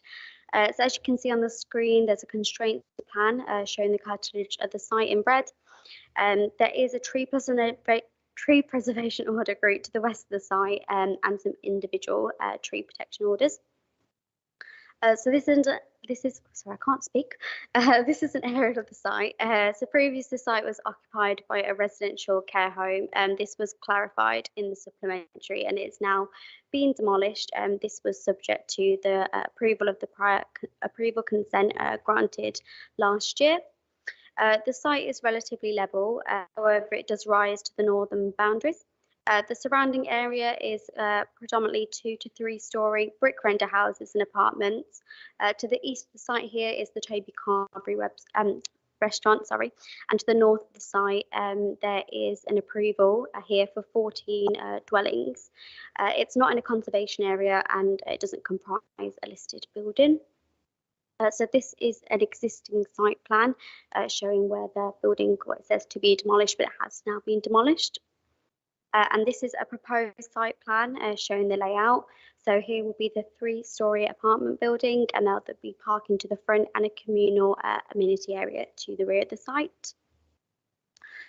So these are the elevations. So this is the front elevation with the PV panels, and then this is the rear elevation, and there's no side windows except for these minor windows which are going to be serving hallways to the side. It's considered that it's a simple yet modern development built for purpose with dual pitch roofs constructed from a mix of red brick and white render. There's large windows to the front and rear, and they allow for natural light to enter the building. Here's a roof plan showing the PV panels. This is the proposed ground floor showing the 6 apartments. And then you've got the first floor with another 6, and then the second floor with another 6, bringing the total to 18. So in terms of the photo, so this is the front entrance to the site, and it's now been demolished, so it's clear. Here's the Toby Carvery adjacent to the site. A bit of a better image of the restaurant to the site. Here's adjacent to Broadway North, so you can see there are some small convenience stores here, and then the roundabout. This is a better photo of the front elevation of the site. Again, an elevation, sorry, not an elevation, a photo showing the Toby Carvery and the roundabout. Here's some residential properties. All residential properties, these are opposite the site.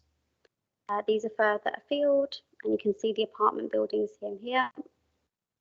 Here's just some where you can see trees and existing landscaping here, and then obviously there's been a gate installed at the site. And here we're back at the site plan. So in terms of the assessment, in terms of consultee comments, we've had quite a lot of support for the proposal. There was concern from housing standards regarding some of the internals, but it's not considered to be a material planning matter. Housing Strategy Officer did note the proposals for 100% affordable housing. However, under policy, we can only secure 25%. I just wanted to bring it back to the supplementary that we have had confirmation that the agent and applicant will enter into the Section 106 to secure 25% of their dwellings as affordable homes with affordable rent tenure.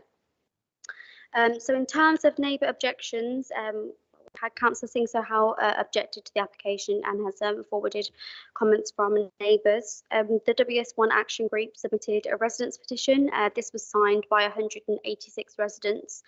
And this was on the basis that local residents and community groups believe the development would have a detrimental effect on the area. They're concerned about the size and appearance of the building, the impact on the protected wildlife and trees, concerned about infrastructure, demands on community services, as well as noise and traffic disturbances. In total, there was also 78 comments received, including 15 received since the report was written, and this was summarised in the supplementary. These have been raised on terms of design, privacy, loss of light, impact on trees, fear of crime, space for emergency services, traffic and parking issues, ecology issues, and then they raised that the amendments did not fundamentally change the original application. There have been some comments that are considered to be non-material, and this is regarding price of houses, impact on the locality due to socially deprived characters, drainage, a proposal being submitted by an organisation subject to a regularity of judgment, no safe crossing, lack of amenities for wheelchair users, and then I believe views. So in terms of the principle of development, the site doesn't have an allocation in the development plan. However, it was previously used for residential. However, it was a C2 use, so a residential care home, as opposed to a C3 use. But the redevelopment of the site is strongly supported on planning policy grounds. We're in a residential area, it's sustainable, and there are good links to public transport and access to services and facilities. It's noted it is a high density, but we are only a mile from Walsall Town Centre with links to public transport, employment areas, health, fresh food and education nearby. It is subject, it is okay in principle, but subject to other material considerations. So in terms of the layout, the building is being sited on the footprint of the previous Mally Jenkins, and it's not forward of the established building line along the crescent, so considering that's acceptable. It's being positioned to minimise impact on existing trees and avoids overlooking the existing restaurant and car park to the east of the site. Also, as the building is sited, it provides some natural surveillance to the car park to be created. In terms of residential amenity, so it is sited to the north of the crescent and to the east, there's small scale shops and the Toby Carvery. To the rear of the site, there is the newly approved housing development by Cameron Homes, and this was a point that was raised by neighbours. There are balconies to the rear, but they only look onto the side elevation of these dwellings, and there is a small window, but that will be serving a bathroom, so it's considered to be non-habitable. So therefore, the separation distances of 24 metres between two-storey developments don't apply here. And where the rear elevation would look onto a blank elevation, there is 13 metres, which does again meet the distances as stipulated in our Appendix D of the Design in Walsall SPD. The nearest residential property to the south is 88A The Crescent, and this is 53.8 metres from the site. To the west, there's the apartment block, which is 55 metres, and properties to the east along Broadway North are 105 metres away. So we've considered the proposal would not be detrimental in terms of overlooking to nearby neighbours. Also, the building is within the large plot, and there's no overbearing and no loss of light to these neighbours. In terms of scale and appearance, the surrounding area is mostly 2 stories. However, there is a 3-storey block to the west, and as such, we've considered it is to be in keeping with the surrounding area. The surrounding area is also constructed of a lot of various properties with a mix of materials, and we've considered it won't be at odds. We've also included a condition on any permission to secure the use of appropriate external materials. In terms of immediate future occupiers, there are 4 different apartment types on the 3 different stories. The ground floor is actually wheelchair accessible, and then the 12 upper floor apartments meet accessible and adaptable dwelling standards. All bedrooms and apartments meet the gross internal amenity of national space standards, and the bedrooms are single aspect, but they're large enough to allow for an adequate amount of light. In terms of private amenity space, we would usually ask for 20 square metres per dwelling. It's noted this isn't provided, but there's 385 square metres to the rear. And also to note there are small balconies. In addition to this, Walsall Arboretum is sited 0.3 miles from the site and provides 80 acres of parkland. In terms of trees, so there'll be 12 trees to be removed, but they are considered to be of low arboricultural quality. In addition, 2 trees will need to be pruned, but this is considered to be minor. Landscaping plan would be conditioned, and also we would have a condition regarding an arboricultural method statement to make sure that the development was acceptable on its impact on trees. In terms of pollution control, we've had no objection, but we've recommended conditions regarding the specification of glazing and ventilation, further testing to ground gas, statements saying compliance to the Black Country Air Quality SPD, and for electric charging vehicle points. In terms of highways, there's 27 parking spaces provided to the front of the site. It's a provision of 150%, and we've considered it's acceptable. It's going to utilise the existing access, which is acceptable. And then we've put conditions on to implement the car park, details of the cycle shelter, and a submission of a construction methodology statement. In terms of ecology, there was quite a lot of comments from neighbours again. There was various surveys carried out. A bat emergence survey was carried out, and a preliminary ecology appraisal was submitted to support the application. Various mitigation measures were recommended as set out in the report, and it's considered that subject to appropriately worded conditions, there'd be no harm to ecology.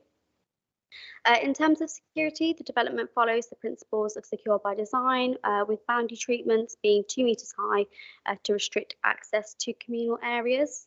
There's also been work done in terms of sustainability, so the development does not rely on gas boilers and instead will benefit from heat pumps, and the increased electricity costs will be offset by the PV panels. Just bringing it back to planning obligations, so I did mention it earlier, but a full financial viability assessment was provided to support the application, and it's been independently assessed. And whilst viability states that we can't have those contributions to affordable housing and public open space, the applicant has agreed to enter into the Section 106 to secure 25% policy compliant affordable homes with affordable rent tenure. So in conclusion, we are recommending approval. This is subject to the signing of the Section 106, no new material considerations being received within the consultation period, the amendment and finalising of conditions, and no further comments from a statutory consultee raising material planning considerations not previously addressed. Thank you. Thank you, Leah. Take the objectors first. Which one's going first? Right, 2 minutes. We oppose this development because the design contradicts some of the government and Walsall's own planning policies. It is not in keeping with the visual amenity of the surrounding streets. Our homes are 2-storey, gable-ended 1930s properties, or as in the case of the Shrubbery and the New Cameron Homes development, in the style of traditional brick family homes. And what is being proposed? A 3-storey, uber-trendy, glass-fronted monstrosity, a blot on our landscape. We cannot find a similar building anywhere in our locality. We don't want such a building on our doorsteps. The MPP framework states that new buildings need to be sympathetic to local character and history. This is not. It jars against the local character. Are we ignoring the national framework in the case of this building? In the Designing Walsall document, it states that new buildings in Chuckery should consist of family housing to reflect the existing patterns of development. Are we also ignoring this document? How can you allow a 3-storey block of flats to be dumped amongst our 2-storey homes? How does this respect the massing, scale and rhythm of adjacent buildings? Ignoring our own documents again. And now the balconies looking into our children's bedrooms from the front and into the £750,000 Cameron Homes on the back. This is not the waterfront Walsall. this is the crescent. Please don't allow our homes to become overlooked in such a way. We're proud of our town, and if you allow this development to go ahead, you'll be eroding the character of Walsall and particularly the character of the Chuckery neighbourhood. Thank you. Mr. Nahar?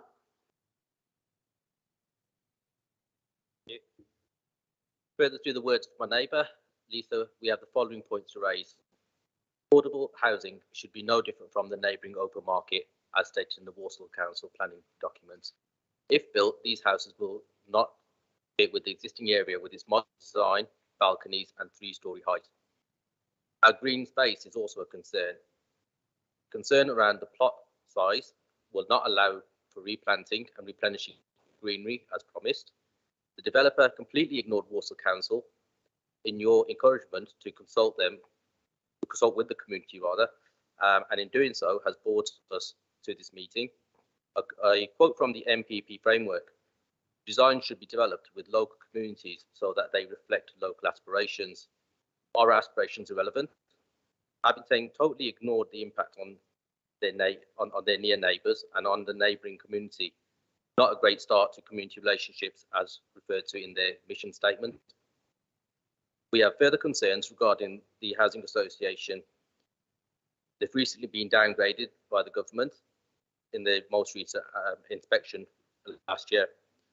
How will Walsall Council monitor and check this underperforming company to make sure that the bill is to specification set out in the plans and warnings are not, but particularly with regards to tenant safety? Do we really want to give such a company the responsibility for housing local disabled and vulnerable residents? A quote: Abington has underperformed against its strategic targets, including development and customer value. So what do we as a community ask for? We call for Abington to amend their plans to a 2-storey development, and also the balconies to be amended to a Juliet style balcony. This would allow most of the objections raised with regards to the aesthetics of the building and the visual amenity of the surrounding area, as well as reducing 2 minutes, I'm afraid, problems. Mr. Nahar.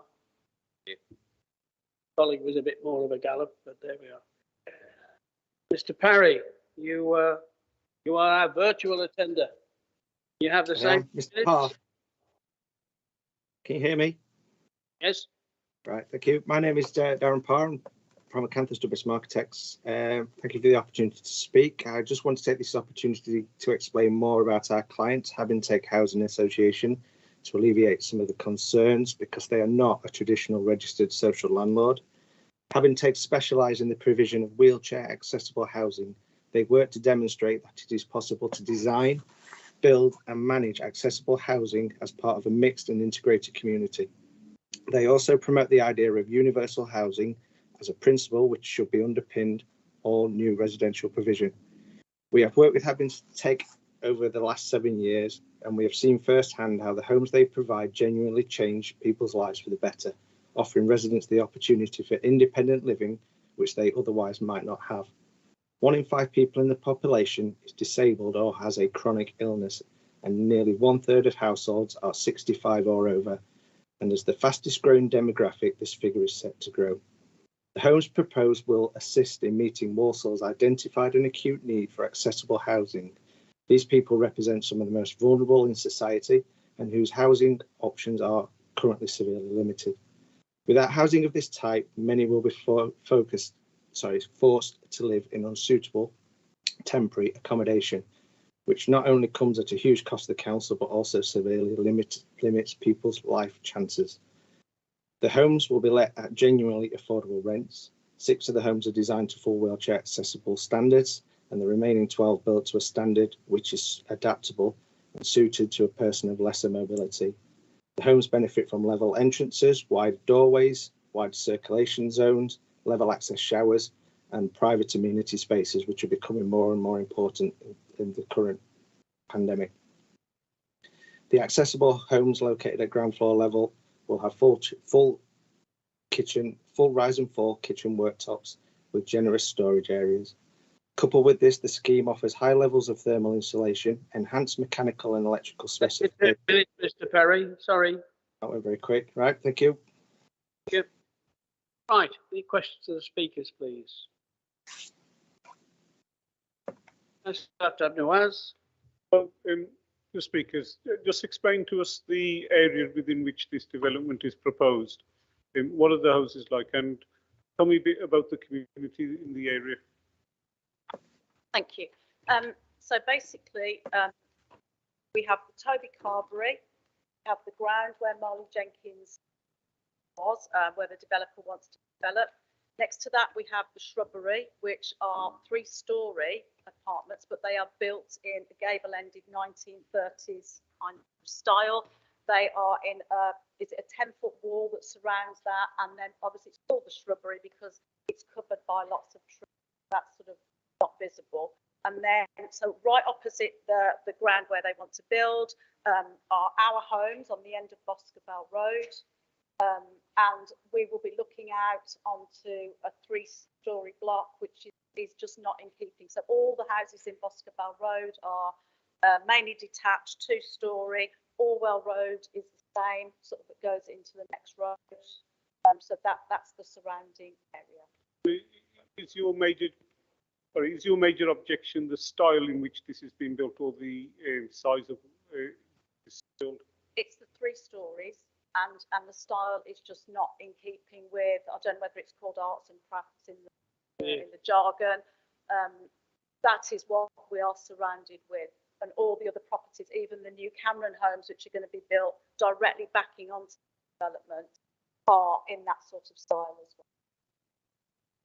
I'd just like to add to that as well. I understand Aberdeen said it's just for dealing with the providing a safe space for the disabled and giving a bit more options. There's one local shop called Coles, and it's on a really busy main road that needs to be crossed to actually access it. And us as neighbours have actually had conversation between us as well about how impossible it is to cross that road as a able-bodied person, let alone someone who.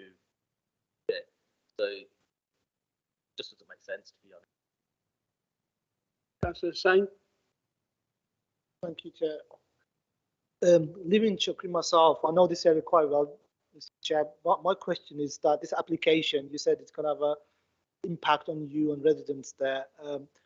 Is that with parking, or is that with the design of this land, or is there? Do you feel there's going to be fear of crime and antisocial behaviour?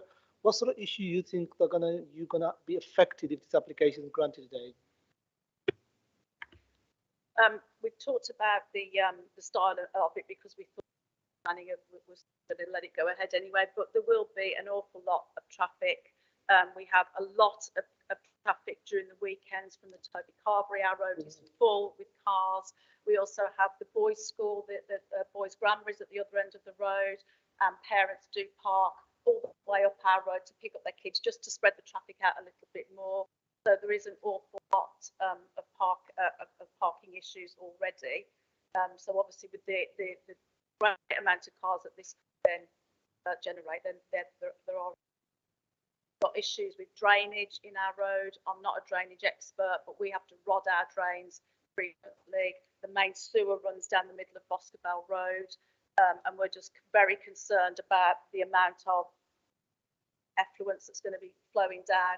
Obviously, we don't know if Cameron Homes is also going to be joined, so we do have concerns about the drainage as well in terms of that kind of thing.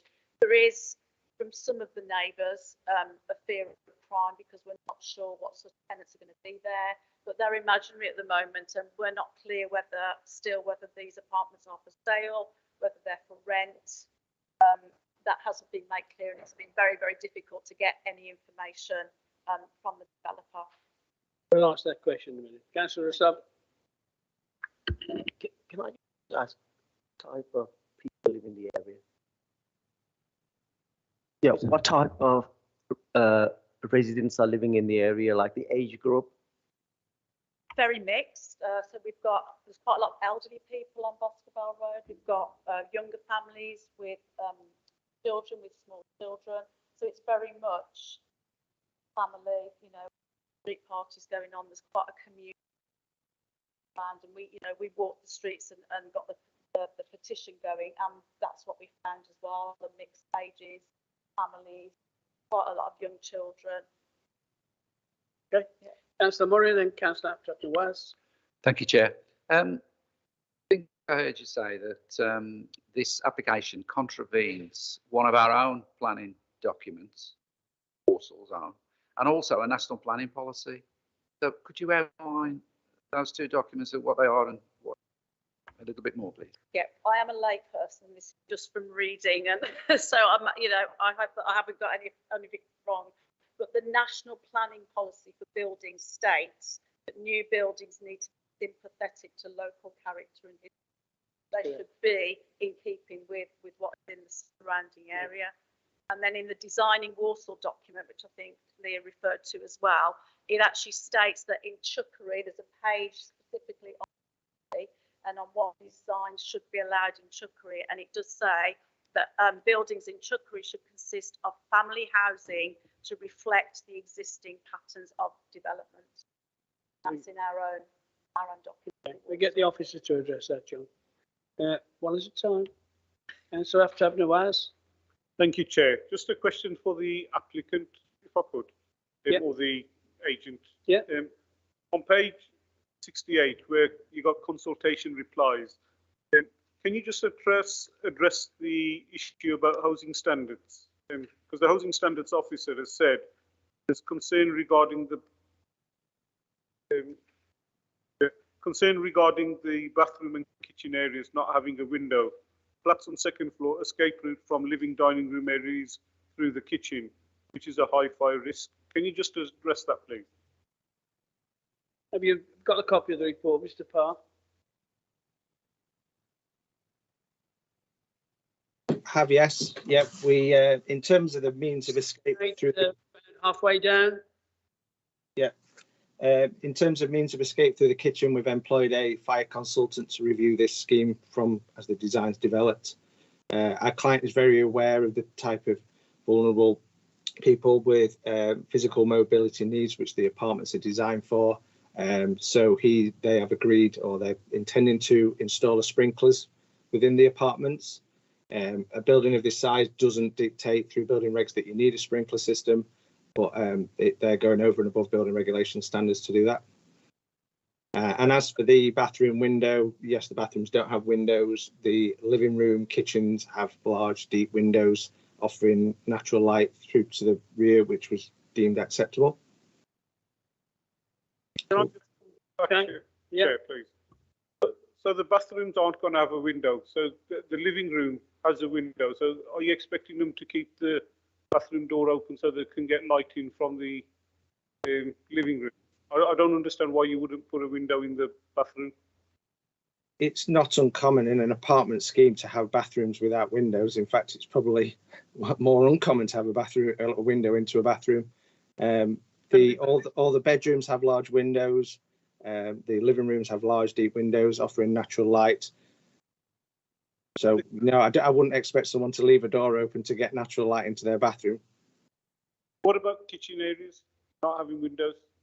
The kitchen, it's a kitchen, living, dining room with a deep 2.1 window at the front with large glazed area, so they'll have a central pane and then two opening windows. Yeah, thank you. It's to the objectors. This Arboretum Speak Park. up into the mic, please. Yeah, yeah. Can't hear you. There's the Arboretum Park nearby. Yeah. By this development, and also local schools. Are you saying further problems will arise with parking if this development's been granted? And are you suffering from parking issues already? Yeah, we do suffer from parking issues already from the Toby Carvery and then the boys' school, because the parents tend to park up our road and on the Crescent where the Can I just close that one down? You know, it is a fact. If you go there at school time when the boys are leaving, believe me, you take your life in your own hands. Secondly, the Broadway Carvery is popular. If you're trying to get there on a Sunday, I wouldn't take my car there because you come back with a dent in it. That would never do. but it is horrendous, I have to say. It is well known that you keep away from there. That's school time, and that school time is not just about 3 o'clock. It goes on till after 5. And the reason for that is because the school playing field is used by Queen Mary's girls as well. And if there's a sports facility on afterwards, there is an issue. So it's probably from about 3:30 onwards till about 5 o'clock. That's what's up. Hi there. My question is to the applicant. Can you please tell us, are they affordable housing or are they going to be shared ownership? It's 100% affordable rent. Right. So they're all affordable rent. So what type of people are going to go in there? The applicant will work with the council to allocate people with particular needs. And so Walsall will be able to nominate people to live into the properties, I believe. So you're telling me that you actually going to give this property to Walsall Council to put clients in? No, it is my understanding that, bear with me, that the Having will work with Walsall Council to basically benefit from their nominations, helping to reduce the Walsall Council's waiting list. So it'll be what we would call supported accommodation. Yep. So it's going to be supported accommodation. I would need the client, our client, to comment on that more. But I understand from previous projects and this that Having will work with Walsall Council to find nominations for the property. So how are these tenants going to be managed? Because there's nothing here in this report saying how these tenants going to be managed and where these referrals going to come from. I know you told me they were going to be coming from Walsall Council, but are we going to get drug dealers? Are we going to get all these type of people coming to live on our doorsteps? There are elderly residents living in the area. There's already antisocial behavior. Our ward is full up with HMOs and all sorts of problems we are facing. Why we allow another HMO when we have number of properties lying empty in Walsall? Can we come back to the application, please? Well, it is relevant to the application. It isn't. The fact of the matter is this: the gentleman is the architect. Yeah, but they should have brought somebody here to answer the question. Look, I'm chairing this meeting. Yeah. And as a result, I have to say to you, some of those things are not material planning considerations. What you could say, if you were to, on page 68, our own housing standards officer isn't happy with it, and therefore it is unlikely that we would nominate to these particular dwellings. I think that's probably true. Are there any other questions to the speakers, please? No. Any questions to officers there? Before you do, I'm going to have mine first now. I am concerned, and I've expressed my concern to officers. The design itself looks rather cramped, and although Leah, you said there's 150% parking, with all that parking on the front, it's, well, far be it for me to say, but I think it is likely that people who are visiting the school or visiting the carvery would park on this car park. I can't see in the plans, unless you're going to tell me I've missed it. It's not gated at all, is it? Let me just double check for you, because there are various gates, but I believe they are actually to the communal amenity space as opposed to the site entrance. While you're looking at that, then I'll take Councillor Murray and then Councillor Hickey. John. Thank you, Chair. So, you know what I'm going to ask. Can you please address the 2 points that the objector made? One regarding the design in Walsall document that's apparently been contravened with this development, and the other one, the national planning policy, this development not being sympathetic to this to the area. And there is a third one as well. I think the objector said something about balconies overlooking the children's bedrooms. So can you address that one as well? 3 points, please. I think on the third point, I think you need to say the separation distance between the balcony and the property, which I hear what the lady says, but sadly I won't agree with her. But I'd like to know about the parking and then the 2 issues that Councillor Murray addressed on the MPPF and the design in Walsall. If you haven't got that information, Alison may have, Leah. So I'll come back on the parking first. So although there's not gates at present, we could condition a gate and we could just set it Oh, I back know from the highway to be acceptable. In terms of the separation distances and the balconies, I can just read those out to you 23 again. metres, I think. So, 2 seconds, apologies.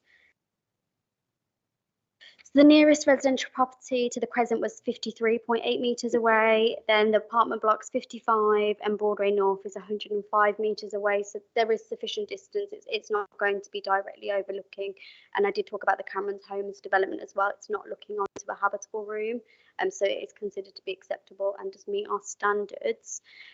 Could you possibly repeat your first point? I think I missed that. Where it conflicts with the MPPF and also the designing Walsall. You may not know. If you don't know, then we defer to Alison. Have you got the answer to that?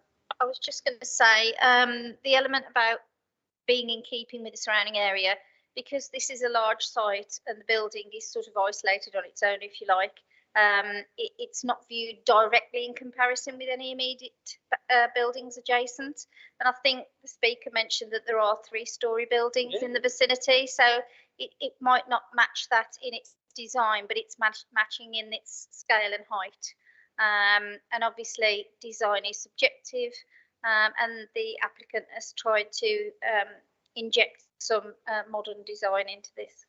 I think it is fair to say as well that the shrubbery, which is referred to where the 3-storey is surrounded by trees. It used to be the shrubbery L Person's Home. I sold it off in 1992, and I got a lot of stick from my colleagues at the time. But that's some way up the road, but it is a drive-in and surrounded by trees. So I hear what's being said. Any other questions to the office? Councillor Hickins, sorry, I did call you and I missed you. Okay, thank you very much. On the conditions under 8A, it says that prior to commencement of the development, permitted by the Air Quality Low Emission Scheme, that there be free electric vehicle charging points installed. However, under the note to applicant for the Air Quality SPD, it mentions that it will require 7 charging points. So I was just wondering, which is it? Is it 3 or is it 7? I believe it is 3. There might have just been some confusion between those points. I can double check for you, but I just wanted to note that the recommendation is to finalise the conditions, so we could go back and just double check on that point, but I do believe it is 3. Councillor Sain. Thank you, Mr. Chair. Yeah, there is a report from Housing Standard that's been mentioned by previous speakers. Don't you have concerns about fire risk for this development?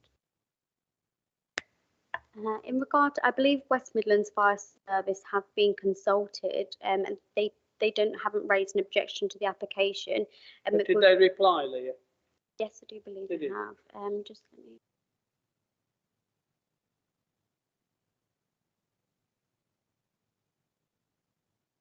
Yeah, sorry, Mike's just clarified it is a note to applicant, so it's not an objection. It's just to follow those notes to ensure it's acceptable. No to applicant regarding access and facility for 5735. We don't know what that means, but it clearly says housing standards officer. I'm asking the view of the officer where he says, which is a high fire risk. What's their thoughts on that? I think if you listen to the applicant, correct me if I'm wrong, he did say that these would have sprinklers in, and so therefore that condition could be accommodated. But, sorry, Leah. So no, it's fine, don't worry. If I want to come back on that point as well, it is building regulations, so it's not actually planning. And it is. The concerns from housing strategy aren't material, Right, if there are no further questions, then I'll open the debate and I'll open it by myself. I have to say, I think some of the points that have been made about the design, I raised with the officers. I have to say that, arts and crafts, you certainly don't look like this. I also am concerned that apparently the people that will be nominated to living in these properties are people who are probably disadvantaged in society. And are we going to put the standard of housing that our own housing standards are saying isn't good enough? No, not on my watch. I have to say, I'm not comfortable. I don't like all the parking on the front either. I firmly believe, and Leah's quite right, we could condition to put gates on there, but they don't keep people out. I can tell you now. I can tell you a few places where the gates are broken. there is an issue of parking around this area. I think personally it is too dense a scheme in a very small piece of land. I think I sold this to Mally Jenkins, or leased it to them in about 1996. But having said that, you know, open to your suggestions. I shouldn't be directing you, I suppose, but my own thoughts, but I sometimes get a say as well. Councillor Councillor Saab, then come back to you. Yeah, thank you, Chair. I mean, I have difficulty in supporting this application. This first speaker made an excellent case in it being not really suitable for that area. The density I do have concern with. One of the main points that the speakers made that I felt was quite important was the fact that there will be people with disabilities, and if we are, the Arboretum is very attractive to everyone who lives near there and far away as well, and people will want to use that. To cross that road, it's a nightmare. Whether it's going either to the boys' school or it's going to the Arboretum, you take your life in your hands trying to do that, unless you're crossing it quite late at night. But also, the use of the local shop is very popular, and having people, particularly those with disabilities, trying to get to that shop would be quite difficult, I think. And I don't like. Can I just take those comments out, please? Because although it's said that the occupants may be of that calibre, they may not be. Yeah, so I need to call you back to planning reasons rather than personal issues. And I don't like the design. Neither do I. Yeah. At least I agree with you. It doesn't fit in with the local area, and I feel that it would be detrimental to the way that area looks. Thank you, Chair. Following on Councillor Nawaz's, I would say this development is against the character of the area and the type of property we have, and we are overloaded with flats and HMOs in our ward and throughout the whole. So I will be strongly opposing this, and I'll be voting against it. I'll be with you. James? Thank you, Mr. Chair. Yeah, listening to the sort of applicant's agent and the concern of residents there. I live in the Chucklery area. I lived there all my life, and I know the issues there. Parking is a massive issue there, especially in that vicinity. And Mike, like you said, that the parking and the traffic will make it worse, and it's a nightmare, especially in the morning and late afternoon. And I think with this development, the parking issue is going to be more difficult than improved stuff. And also, there's privacy issues that have been mentioned by the applicant, that it's going to be this 3-story building will be looking to their properties. I think the development will be out of character for the street and the area. There is, I know it's not a planning reason, but there is concern for the fire sort of aspect of the property, where the housing stand officers mentioned. There is a strong resentment from the local community. Over 186 residents have signed a petition saying they've got problems with this development that will sort of affect their quality of life. So I can't support this application, I'm sorry. Well, I will confine the reasons. I certainly would move a refusal of this, and on the basis of the following: that it is out of character to the quality of the properties in the adjoining areas. It is furthermore substandard to the housing standards that we would expect in Walsall. There is an issue with regards to the parking. I think it is an overdevelopment of the site, and the massing and the style of this would be completely out of character in the street scene. Now, the reason I've left out what you said about overlooking, because it doesn't, and if this goes to appeal, then it has to be on planning grounds, and if you put anything in that is not correct, then the appeal could succeed.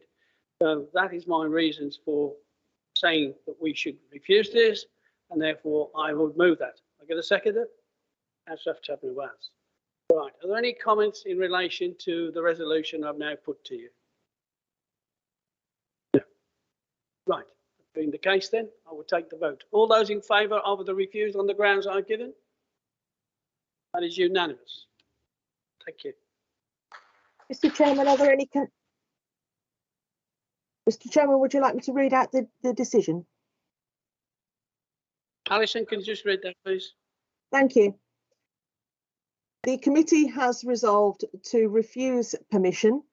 That is on the basis that the proposal is out of character to the quality of the properties in the adjacent area. It is substantial to substandard to housing standards. There is an issue with parking in the area. It comprises an overdevelopment of the site, and the massing and style is completely out of character with the street scene. Thank you. Thank you. Moving on then, which is item 3 on the plans list, which is 115 to 119 Wednesbury Road.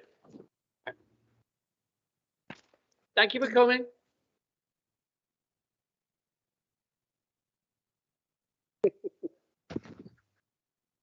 Thank you, Chair. I have 2 speakers on. Sorry, Al, did you want me? No? Alison S. No? Righto then. Billy, no. No, sir, no, Mr. Chairman, I haven't got anything else to add. Okay. Right. Item 3 on the plans list then. We've only got 1 other with speakers, I'm pleased to tell you. But I will be stopping on 1 of those, sorry, 2 of those that haven't got speakers to have a brief presentation because I don't agree with the resolution. But there you go. Right. Presentation, please. Thank you, Chair. So we have the application for, it's item 3, 115 to 119 Wednesbury Road, Walsall. It's a major application. Sorry. Put something on the screen, please, so we can see. Yeah, I thought I'd shared it, sorry. There we go, apologies. All right. Can we see that now? I have now. Yeah, apologies. Running ahead of myself. Yeah, sorry. The application for 115 to 119 Wednesbury Road in Walsall, major application for 14 2-bedroom apartments with 21 associated parking spaces, cycle storage and amenity space. We've got the site constraint plan up at the moment. There's a locally listed building opposite the site, which is a former works. It's a Art Deco facade. I think it's just the front of the building that remains.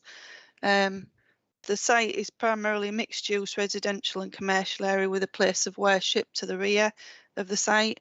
And the existing site at the present time comprises of a tyre sales business and an automated car wash. So we have the aerial plan. Opposite the site, a row of Victorian terrace properties. You've got terrace properties to the rear of the site.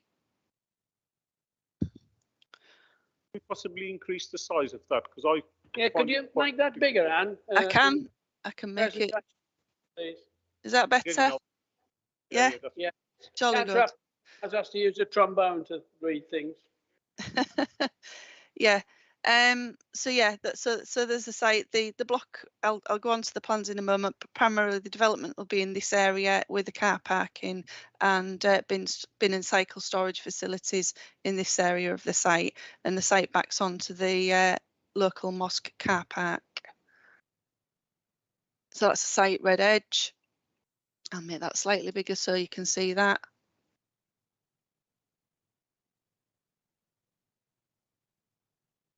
I'll have to reduce this down else you won't be able to see it, but that's basically the site layout plan.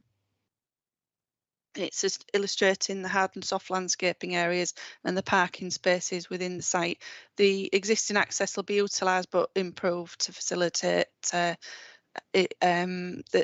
access to and from the site. There are no objections from the Highways Authority. The block of flats comprises 1 block with it's a 3-storey building. The building height to ridge is 12.35 metres, and sorry, 12.035 metres to the ridge and 7.5 metres to the eaves. The materials are brick and tiled roof and powder coated steel window frames. So just moving on to the site photographs, just make those slightly bigger. You can see the existing tyre sales business and car wash business on the site, and the Al Farouk Mosque in the background with the minaret and dome.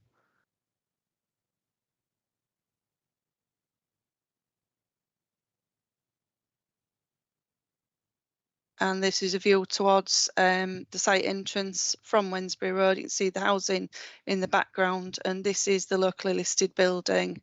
There's no objections from the conservation officer, who considers that any impact on that building would be less than substantial harm. So we have the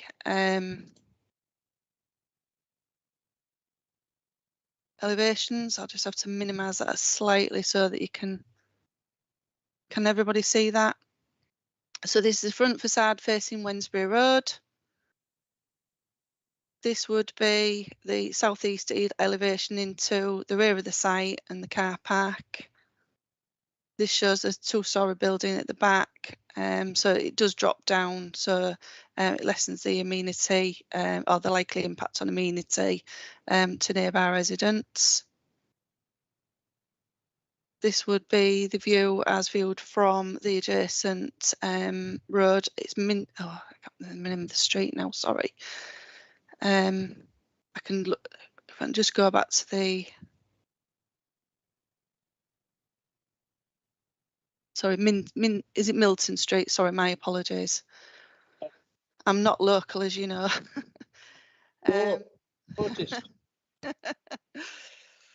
So yeah, moving on to, I'll just increase that slightly so members can see.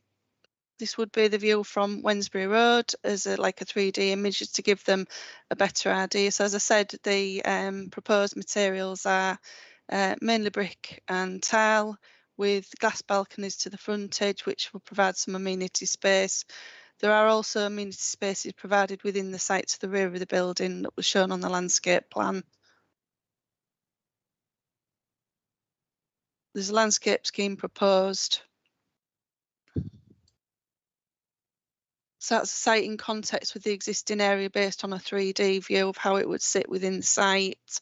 So the car park would be adjacent to the mosque car park. So there were concerns from local residents that views of the mosque would be obscured, but I think on balance, any views that that would be obscured from this part of Wednesbury Road wouldn't obscure views of the minaret and the dome, which sit quite high, much higher than the existing site. There's a difference in levels. I can't say exactly how much, but it must be at least a metre.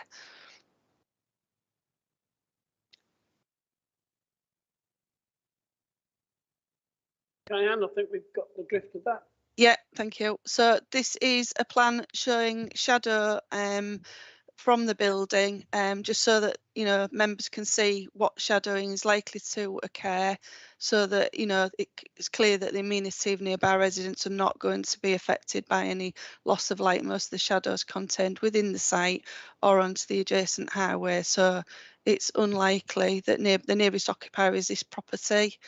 It's unlikely they would be affected by shadowing. The distances involved, I think, meet the space standards in the SPD.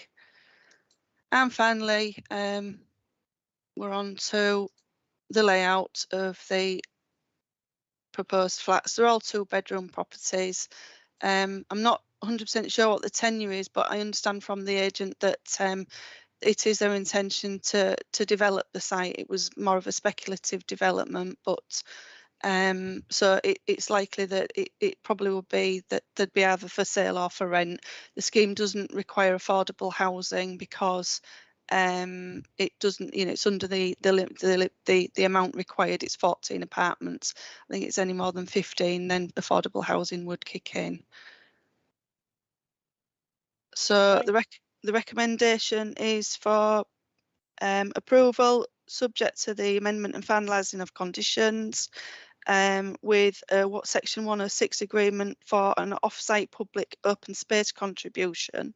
The figure for that is around £18,000 based on the size of the development. Thank you. You have 2 speakers against this application. Which one's going first? Councillor Ditter or Councillor Bashir? Councillor Ditter, 2 minutes. Thank you. I am in objection of this application as a local councillor, also as a voice for the residents who are in objection to this, as well as the many attendees at the Masjid Al Farouk. This application, the apartment buildings will lead to some loss of light for those who are worshippers at the mosque, as well as the houses 8 to 12, particularly on Milton Street, which it's going to to the back of it. Also, it does lead to overlooking and loss of privacy for those houses, as well as the mosque, because you'll directly look into it, some of those balconies. Also, within the area, there's inadequacy of parking. Although they're saying there will be some parking spaces, we can't always be sure that the households will keep to that limit. And also, what about their visitors as well? And that's going to lead to more parking onto that little area in Milton Street and problems adjacent as well. Furthermore, in this area, we've got a lot of problems with traffic, especially because you've got the Masjid Al Farouk there. Right across, you've got Masjid Abu Bakr in the evenings. You've got that traffic flow coming in. You've got the school in the mornings. There's already problems on Milton Street. When it comes to meeting traffic, you cannot get 2 cars through there safely. It's a big hazard, and having obviously this there will impact that. And that's the reasons why many of the residents have objected to this. Okay. Mr. Bashir. I'm objecting for the following reason. Basically, the building of these apartments will create parking problems, which is already congested in this area. Those of us who obviously live in that area and visited Milton Street will see is a hub for shopping and food takeaways. There's quite a few there. This has obviously resulted in congestion of and inconsiderate parking. There is obviously residents of mainly, I think, are extremely worried that the parking is a big issue, particularly as Councillor Ditt has mentioned, Milton Street. And on a Friday, the public buses are redirected due to the traffic on Wednesbury Road. There is also a fear that the apartments may turn out to be used as HMOs, and that would create further problems. I just want to draw the committee's attention to Wednesbury Road already has a number of HMOs, and there's obviously a fear of increased crime and crime tipping.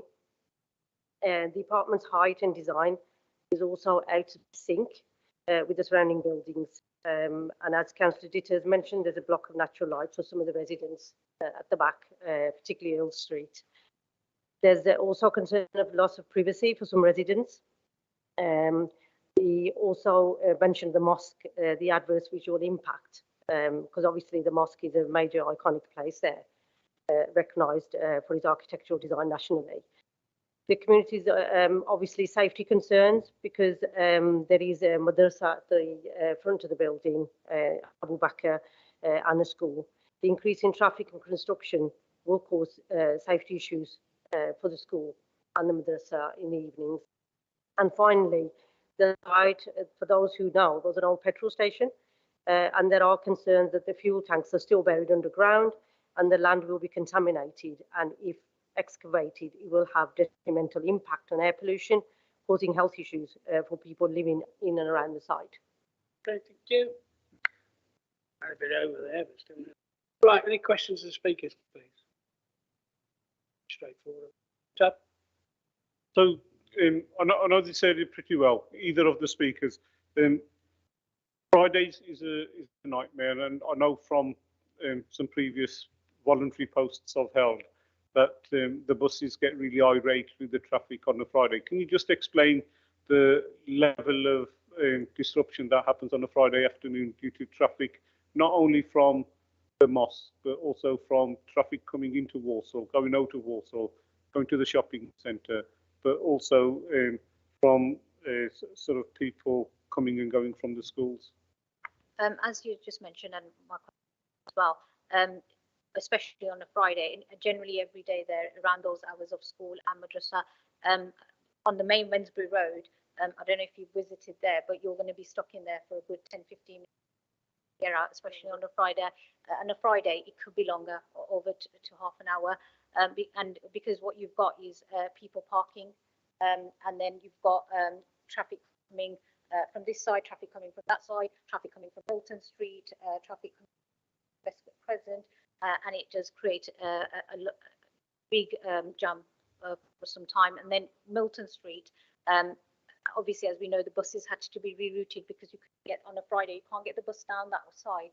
You can't get a car going up at the same time because you've got parking here on Milton Street. Very narrow as it is, the streets within Portsmouth especially are very, very narrow. So when you've got two cars coming, it's very difficult for a car to sort of stop in a safe place to get and let another car through. And many a times, you know, it's been close enough to car sitting issue, and there's been incidents there where it has, and this is a big concern for us. Okay. So same. Yeah, that's fine. What I wanted to ask you was, because crime in that area and antisocial behaviour is that quite significant at the moment? Is development making worse? It would, yes. Obviously, that's one of the main concerns as well, crime. The residents of Waterloo, obviously, crime and fly tipping. Crime is horrendous, particularly around that area for those who know that. Recently, we've obviously had stabbings and what's going on around there and shooting as well. So crime is bad, and fly tipping is even worse. Again, for those who know the area will know that we have major issues with fly tipping. Yep.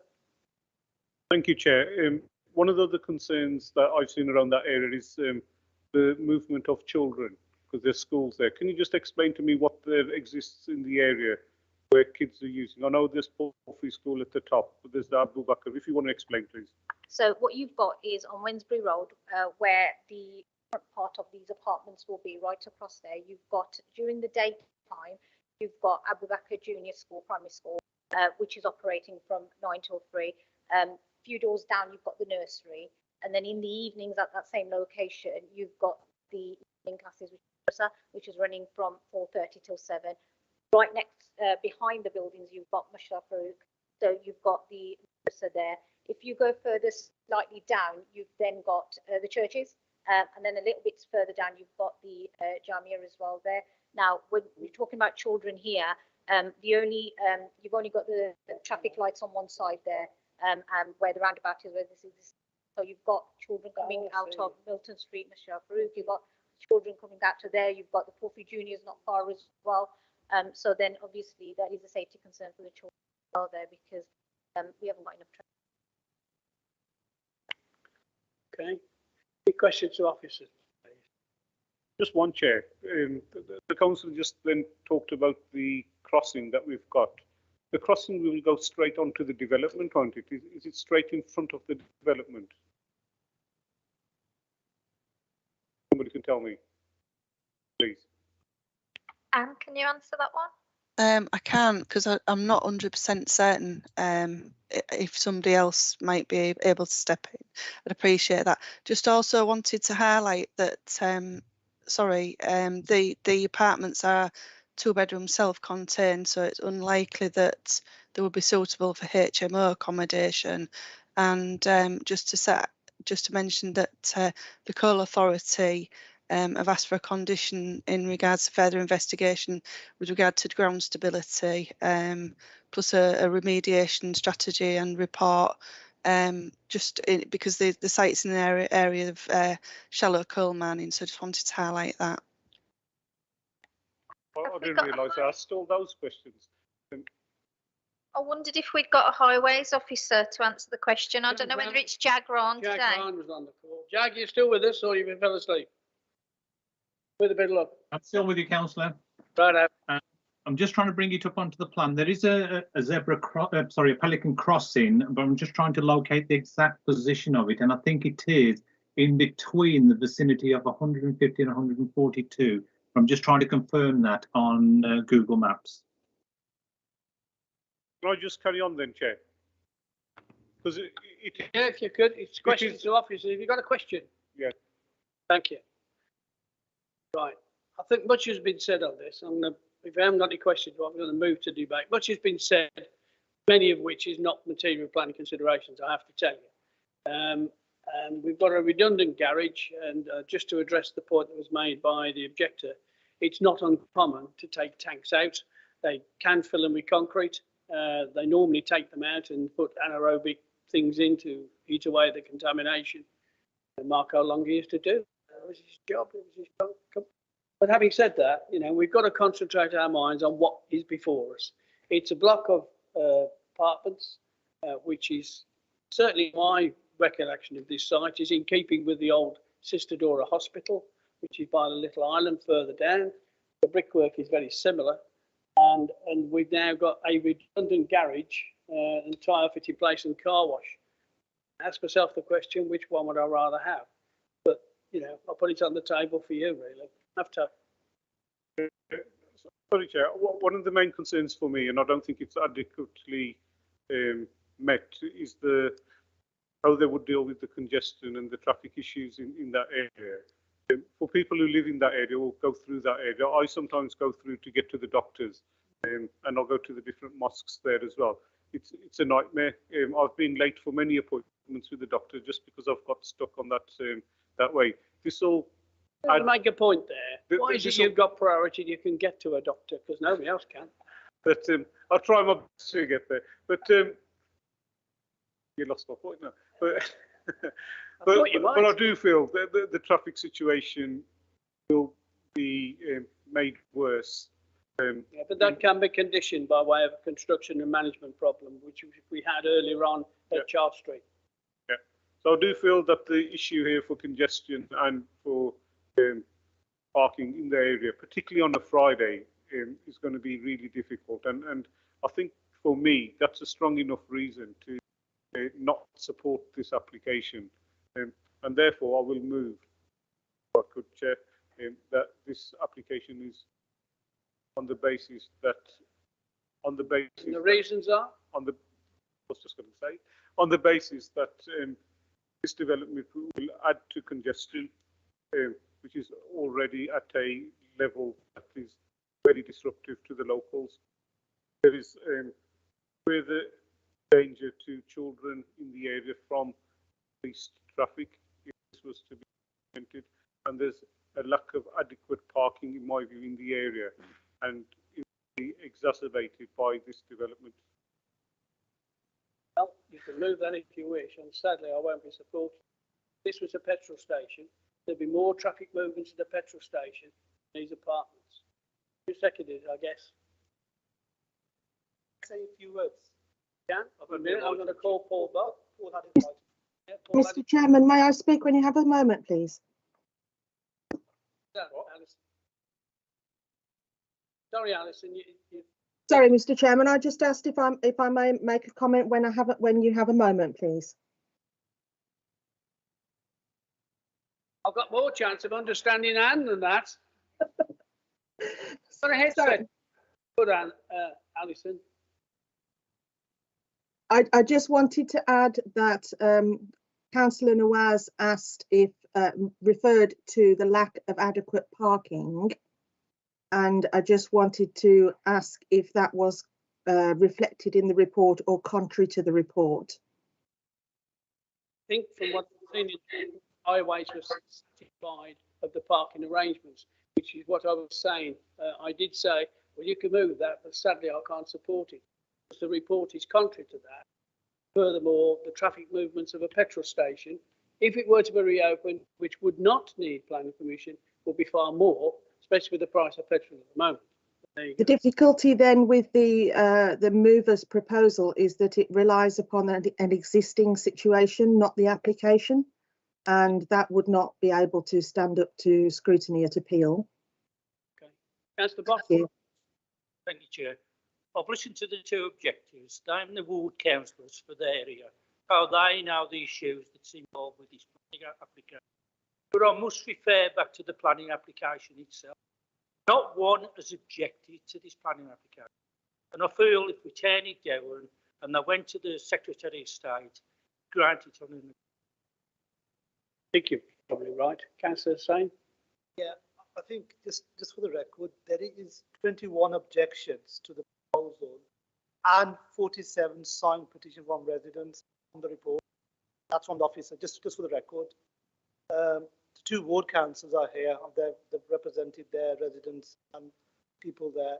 I agree with Councillor Nawaz. There is real serious parking issues there, but Junction 9 from Wensbury Road coming on, 5 wards near Wensbury Road. There's one part of Wensbury Road coming from my ward that leads on to Porphyry Wensbury Road. You've got schools there, you've got mosques there, you've got places of worship there, you've got madrasas there. There is serious issues of parking, and there has been accidents there. There has been issues. Well, can I just cut you short there? If I turn you to page 105, highways comments are the local highways authority supports the application subject conditions in relation to parking and vehicle manoeuvring, cycle parking provision and the construction method statement, which covers the issue about what happens during parking. There are no objections in principle to the proposal on highway safety. My concern is, and obviously I can't read how the committee can vote, but you need to have reasons that we can defend in any appeal. And sadly, I don't think that, our highways officers are saying contrary to what you said. Yeah, I understand that, but the residents who live there, the people who reside there, people who have to live there day to day, and the petitioners, the people who taken part in this consultation, their lives are miserable because of the existing problems. This will have a detrimental impact on their welfare and their well-being and their quality of life if we allow this. I respect the highway officer's report, but I don't agree with it because I agree with the people who live there, who see these problems day to day and what they go through. And there's also, besides that, there's already crime issues there, antisocial behavior issues there, fly tipping issues there. That's going to make it worse because these apartments, obviously people can be living there, there'll be people residing there, people coming and going. So these are genuine concerns of residents there. You made your point. I don't have to agree with you. And in my view, I think it is a quality development that would get rid of a redundant petrol station, which if it opened tomorrow, you would have more traffic than any, but Councillor Craddock. Again, I've listened to both sides and I respect the ward councillors' opinions. We are looking for good quality housing in the area, and it's a real difficult balance. And I hear the issues with parking. This is a site that's providing adequate parking in accordance with the regulations, the planning regulations, and there will be some additional issues there, but how much extra that will be, I don't think it's going to be hugely significant to the existing problems. And I have to go with the highways officer where he doesn't see a problem. So I will be supporting the officer's recommendations. I need to move the resolution, sadly, that we suspend the standing orders to complete the agenda. I have said there's only one item we speak, but there are 2 items in the non-controversial, which I think you need a presentation on. So I'll move that. Are we happy with that? Yeah. Okay, Steve. I know. Yeah, you want to sit here, mate. It's bloody worse. Okay. Well, I told my eagle-eyed clerk in front of me said that Councillor Waters and Councillor Hicken were not in the room for the presentation, so you will not be able to vote. Okay. Right. Any other comments then? Well, I have a resolution. It's moved and seconded to refuse on my view, spurious grounds and very weak. But having said that, you've heard what's been said, and it's now up to you to vote one way or the other. All those in favour of the refusal?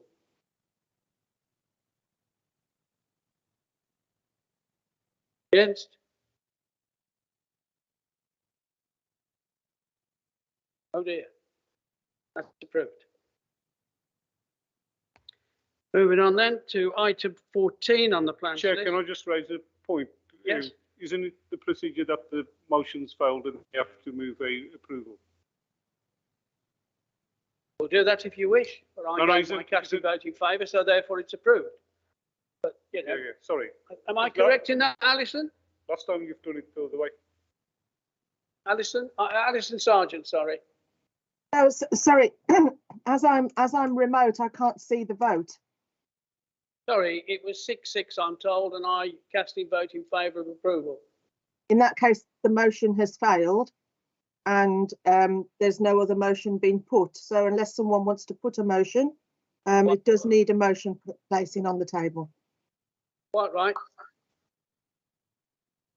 I was asleep. Right, the motion then I have learned from you, Chair.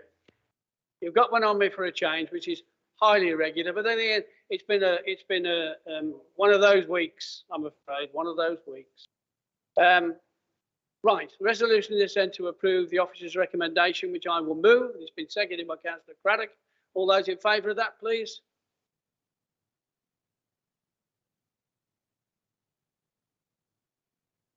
Just count that again, Nicky. There's two behind you. I queried the vote last time. I count 7. 1, 2, 3, 4, 5, 6, 7, 8. 8. Or if I carry on, I might win. If I carry on, I could win all night. And no, it's all right. Against? 1, 2, 3, 4, 5, 6. That is approved. Thank you. No, not at all. We're all friends together sometimes. Thank you, Mr. Chairman. In that case, the committee has resolved just depends you're in, isn't it? to delegate to the head of planning and building control to grant planning permission subject to conditions and secure a section 106 agreement for off-site public open space contribution and subject to the amending and finalising of those conditions. And that's in accordance with the officer's report and the supplementary. Thank you. Get something done with your speaker tomorrow. Item 14, which is 16 Bramble Close, Willenhall. I have Councillor Elston who would to speak against the application. Sorry to have kept you, Stacey. At least you're still here. Right, 16 Bramble Close. Who's doing that? I hope you can see Sally Wagstaff, Principal Planning Sally. Officer. Hello. Sorry to keep you up. It's been fine. So this item is 16 Bramble Close. The proposal relates to a 2-storey side and rear extension, a single-storey front and a single-storey rear extension. The application has been called in by Councillor Elson in relation to the proposed development could be detrimental to the character and visual amenity of the area, harm to neighbouring amenity, disturbance to neighbouring amenity by virtue of noise, smell and/or vibration, and overdevelopment of the site. Here on the site constraints plan, we can see the location of the property in the corner of Bramble Close. It's a semi-detached property, and here we can see the outline of the conservatory, which has now been removed. And here we can see an outbuilding. We also see the relationship to neighbouring properties. Number 35 Kingfisher Grove. This one hasn't got a number, but it's number 30. Oh, I forgot the number. It's gone out of my head now. Sorry. Number 33 Kingfisher Grove, and beyond that number 31. And here we can see the relationship to number 21 Hollowcroft Road. Of course, the adjoining neighbour, number 14 Bramble Close, and to the rear 15 Greaves Crescent. There are no site constraints within the red boundary. The aerial view shows it's a residential area. There are a number of properties within the vicinity of the application site that have had extensions, including the adjoining property, number 14, which has a conservatory. Here, number 35 Kingfisher Grove has had a single-storey rear extension to the rear of the garage.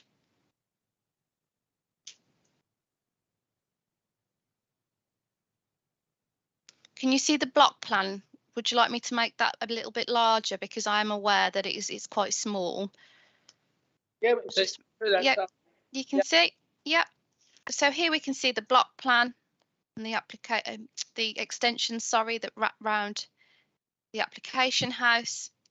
We can see that it goes no further beyond the conservatory of number 14. We see the relationship to number 35 Kingfisher Grove. Number 35 Kingfisher Grove their rear elevation habitable room windows facing to the garden of their site. There are no habitable room windows within the side elevation of number 35.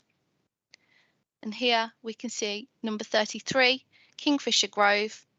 This property faces onto Kingfisher Grove. The side elevation of this property faces the application site. Again, there are no windows within the side elevation that are habitable.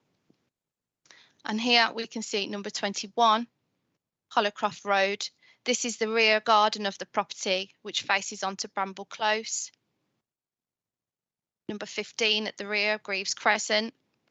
Their rear gardens adjoin. And I've mentioned number 14 in terms of their conservatory. Got the existing elevations. I'll just make that smaller so you can see the whole site. We've got the whole plan, sorry. We've got the existing elevations and existing floor plans. The existing floor plans show that it's a 3-bedroom property. Again, we've got the conservatory on here, but which has now been removed. We can see here the site, the application site boundary wall and the gate. And the design of the property is fairly simple. We move on now to the floor plans and elevations for the proposed development. We can see from the floor plans that the proposal is to include an additional bedroom, so it'll be a four-bedroom property. We can see that it extends to the front to increase the size of the room here at the front for a family room, increase the size here for a living room. We've got the kitchen and the dining room at the rear again, coming no further beyond the existing conservatory at number 14. See here there's a side elevation window within the ground floor, which is to a shower room. This is non-habitable, and there are no windows within the first floor of the property. The design of the extension includes a set down, and it's set back from the first floor. It also includes a rear gable, which is set away from number 14, Bramble Close. The proposal complies with the 45-degree code in relation to the single-storey rear extension and first floor rear extension in relation to number 14, Bramble Close.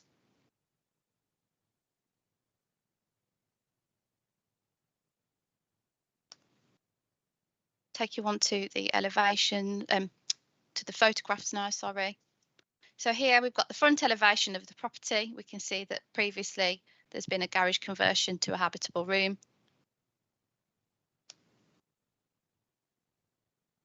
The rear elevation showing the relationship to number 14 Bramble Close, this rear conservatory here.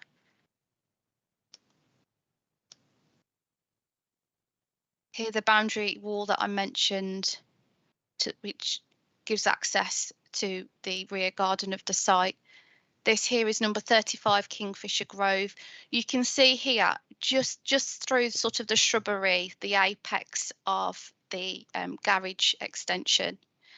And here you can see a habitable room window which faces into the application site, into their own site, not the application site.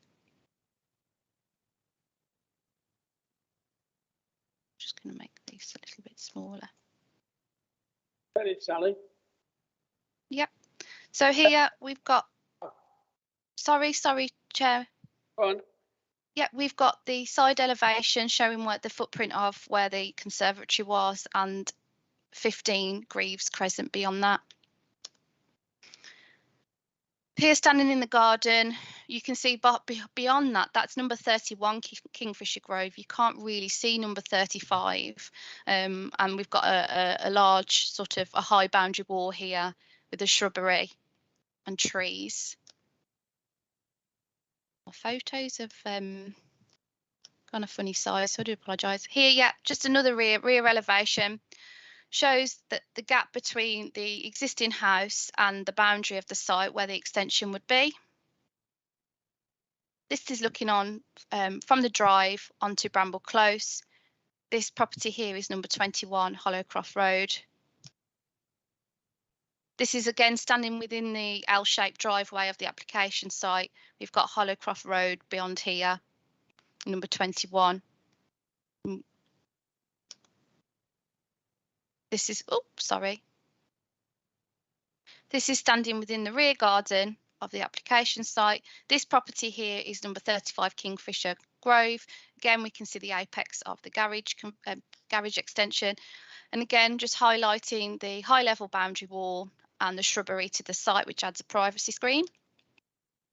And again, this is just another view of number 35 Kingfisher Grove, and that's their extension here, highlighting the sort of level of shrubbery and screening and the high boundary wall on this elevation.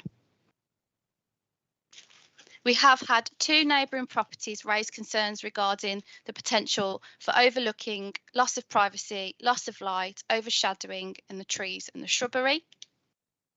Overall, it is considered the scale, mass and design is in keeping with the evolving character of the area. It's considered the proposal would not result in a loss of light, outlook or privacy to neighbouring habitable room windows or neighbouring amenity areas. It is acknowledged that there would be some additional shading to the rear of number 35 Kingfisher Grove during the early morning due to the orientation of the property. Nevertheless, it's considered that the proposal would not generate a significant sunlight impact to warrant refusal of the application for this reason. Also acknowledge the proposal breaches the 45-degree code in relation to habitable room windows within number 35.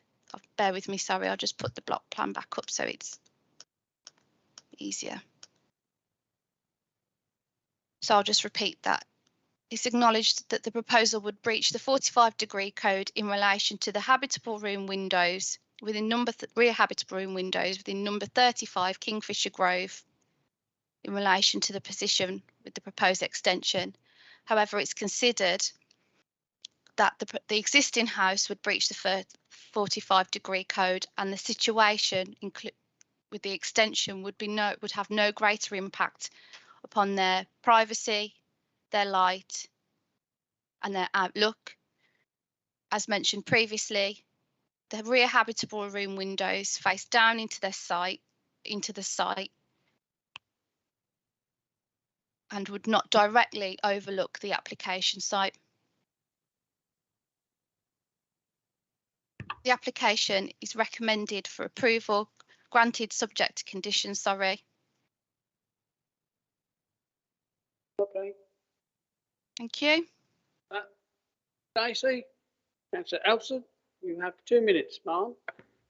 Thank you. I'm speaking on behalf of the resident of 35 Kingfisher. He believes the size that this house could end up means it will not blend in with the local landscape and that it will most certainly stand out amongst the surrounding properties. Again, there's a significant amount of trees and shrubbery that he feels will need moving, which again could cut out the privacy of his property. Traffic, if there's such a significant enlargement of the property, will on-street parking increase? You mentioned there was no side windows within 35 Kingfisher. There is a side patio door which overlooks their living room, which he believes will impact their privacy. Again, he said if the side extension is permitted to come over by 4 metres from the existing house side wall, the shadows also move over by 4 metres. Again, that would have an impact on his existing living room. If you look at the existing 2 metre boundary wall between the properties, you can see how close the 2 metre shadow of the wall is to the existing living room. What impact would 7 or 8 metres high have on his home? He's not totally against 16 Bramble extending the house, but if it could be considered to be on a smaller scale to stop the impact on his property and the privacy. The proposed width of the side extension should be reduced so it's not too close to his property. And because of the way the 2 properties are situated, that's why the resident has expressed his comments that the 2 properties are not side by side in a normal situation, and that's why he believes there's an issue. He's extremely concerned that there's no window mentioned in the planning application, and there's a window in the current structure. Are we confident that there isn't going to a window will not appear? Again, that's from the residents.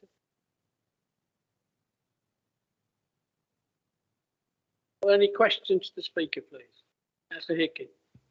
Thank you very much. Could you just describe in a bit more detail? So there's some overshadowing already on, I said it was 35 Kingfisher. So as I understand it, the current way that the building is constructed, it adds to some sort of overshadowing already on the property. And then this extension coming out would increase that overshadowing. Is that correct from what you're saying? Yeah, the resident of 35 Kingfisher does suffer some shadow from 16 Bramble and does significantly believe that such a extension would impact the living quarters in his house to increase his fuel bill, and the natural light would be non-existent. Questions to the speaker, please? No. Questions to the officers? I'm just concerned that I think I heard it right, that this breaches the 45-degree code. We have a policy or we don't. No, you know, whether in actual fact, that's just my view. Am I correct in what I heard? It breaches the 45-degree code, Sally, but you believe it would not impact too much on the adjoining neighbour who's affected by that breach? Yes, Mr. Chairman. Due to the existing situation of the property, the existing number 16 already breaches the 45-degree code because it sits forward of number 35. Understand that now. Councillor Hickey. Thank you. Just to expand on that. So I realise it's already breaching that 45-degree rule by probably, if my ward, so I'm kind of familiar with how the houses set up. I presume it's because of the angle of the properties facing each other that it constitutes an automatic breach. But what happens in that case then when an extension is going to increase that breach by a significant amount? I would have thought that that would have still been grounds for us to have said no, but I'd take you were to move that you feel that the increase of the 45-degree code would be detrimental to the amenities of your adjoining neighbour, then you could do that. You know, I'm not putting words in your mouth. Possibly. I was just wondering from the officer's point of view. I mean, obviously there is already a breach there, but this is like expanding on that breach. The question is, Sally, that are we exacerbating the effect by the 45-degree code being increased by this particular extension? I'd say because of the orientation of the properties and the fact that number 35 does not directly overlook number 16, in that their habitable room windows face down sort of into their garden, that whilst there's a breach within the 45-degree code, the relationship between those properties would mean sort of you would be stood at an angle within your habitable room to sort of look onto the extension, so to speak. So in that regard, it's considered that the impact upon the amenity of number 35 would not result, you know, in a detrimental impact upon their light, outlook and privacy as to warrant refusal of the application for this reason. Okay. Thank you. A different matter this time. I noticed that there's a window on the first floor of the existing building. I just want to be absolutely confident that it's now conditioned that there won't be a window on that side facing of the first floor, because obviously that would then contribute, if there was one, Let's get an answer to the overlooking. question. Is that correct, Sally, that there will not be a window on that now? Correct. Let me go back to the proposed plans. The proposed plan does not show a window within the first floor of the side elevation. It could be conditioned, well, as part of the if it was to be approved as part of the plans condition, condition number 2, it would need to comply with the plans that are agreed, and therefore if a window was put in at first floor, they would be in breach of their planning permission essentially. It may be something that we could look at an additional condition. I'm not quite sure, to ensure that no window is put in. I'd probably seek advice from my seniors on that. Exactly, that's I'm going to seek advice. Would that be? Yeah, there's already a condition recommended, Sally, on condition 4. Perfect. Additional side-facing windows, doors, or other openings other than those shown. Any other questions to officers then? No. Debate, comments or questions? Could I? Anybody? Okay. I find myself in uncharted waters really, because the 45-degree code obviously is a policy and we've stuck by it religiously. I hear what the planning officer says, that in her view, it does not exacerbate the problem, but I take on board what Councillor Higgins said, that he believes it could exacerbate them. So I'm minded to ask members what their thoughts are in relation to a resolution on this issue, please, on this plan application. Is somebody going to move something? Can I just ask a question? The window that creates this 45-degree problem is now being conditioned out. Is it not that window? Sorry. So from what I understand, it's on 35 Kingfisher, which is currently being affected by an existing breach of the 45-degree code. And then this extension would add an additional impact of that. So, I mean, from my point of view, that was my concerns that, yeah, okay, already there's technically a breach, but you're then adding again to it. And like you said, Chair, we've got a policy in this council to essentially not approve applications which would have that 45-degree code broken. So I was, from listening to what's been said, I was very curious as to why the officers were recommending an approval when we're essentially adding to that What breach. the officer is saying, the 45-degree breach is already there from when the original houses were built. And in her view, it doesn't make it any worse by this if it were to be approved. It's always subjective. I'll take Tab first, John, and I'll come back to you. Yeah, I mean, it's a difficult one, this is, because it's already been breached. What one thinks about when that permission was granted, and I don't know how it came about, but did we miss? It would have been the layout of the properties when they were built many years ago. All right, okay. So, I mean, the difficulties, if we were to refuse this on the basis that it's breaching the 45-degree angle, we haven't got any defence. We haven't got a defence, no. and it becomes quite difficult then. So the only thing left then is to move the officer's recommendation, but I'm not doing that.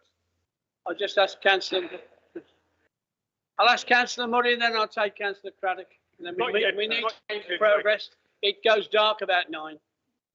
Still on the 45-degree rule. I do disagree with AFDAB, I'm afraid, that we're often told, well, we're always told that we judge every planning application on its merits and as it stands before us.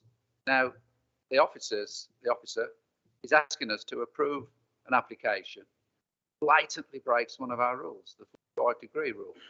The fact that there might already be something there, which may or may not have planning permission, which may have been, I don't know, more than 10 years old, whatever, doesn't sort of, have any sort of relevance to me.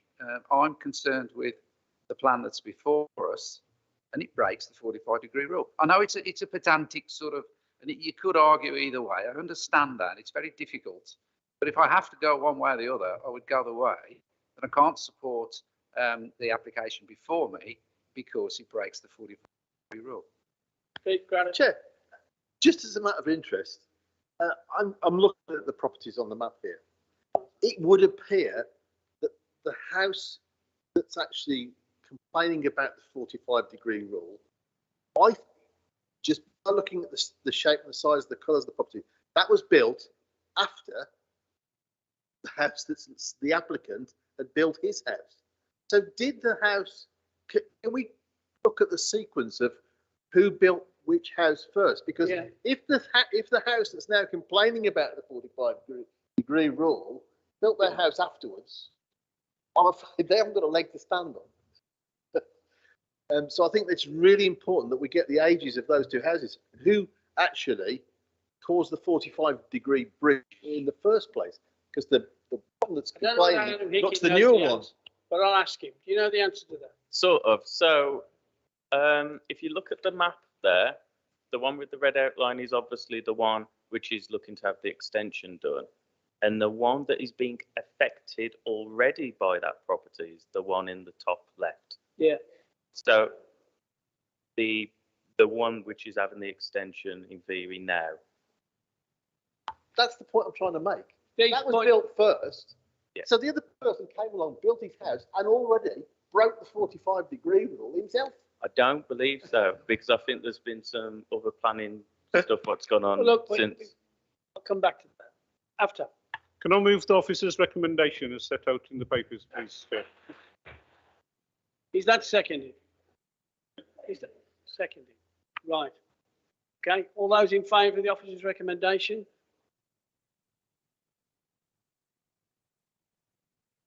Ten. Against? 4. Sorry. You have to believe in democracy.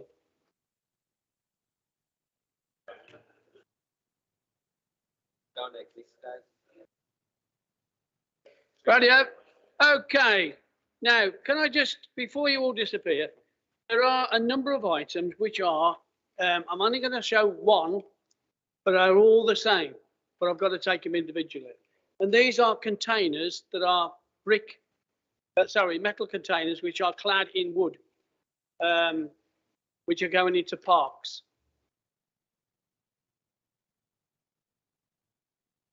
Fair enough. Thanks. Okay, can we just have one shot of this, please, Mike? Yeah, I don't absolutely, think Chair. they are non-controversial. Just bring that presentation up there with me, Chair. These are things that will be placed in parks as cycle sheds, but they do need planning permission. Any minute now. Any minute. Very quickly, bear with me. Right, there we are. So I'll take item, let me just find the item number actually, hang on a second. Yep, item 9, Pleck Park as an example. I won't go through the constraints. What we of need the to park. see is what's being proposed, Absolutely. Mike. Yeah, absolutely. I'm going to skip They're through all to that. in parks, so, you know, they're all our property. Right, there we are. That's So it. illustrative example, it's a cycle storage container that are proposed in a number of the parks across the borough. It's part of a grant-funded scheme to encourage people to use cycling in the borough, and they are proposed in various locations in the parks. They are council applications, hence the reason for coming to committee this evening, and our recommendations are to approve, subject to delegation back to the head of planning and building control to resolve. So I'm going to canter through those. Chair. I've got to do them one at a time, I'm afraid. Move the So first one. item 9, move as set out. Move. Agreed. Agreed. Item 10 is Brownhill's Activity Centre. Move Agreed. as set out. Item 11 as set out. Yeah, agreed. Thank you. Item 12 as set out. Agreed. 13 as set out. Agreed. So all those are agreed. Alison, do you want? Agreed. Did you just want to just a brief word saying they were all agreed under the officer's recommendation? Thank you, Mr. Chairman. The committee has resolved on items 9, 10, 11, 12 and 13 to, I'm just going to check the wording around of the delegation, to delegate to the head of planning and building control. Hi, Alison. To grant permission, subject to conditions and subject to the amendment and finalising of those conditions. Okay. Thank you. Thank you. Item 15 is, I've asked for a brief presentation on this. It's been called in by Councillor Harrison, but she's not here this evening.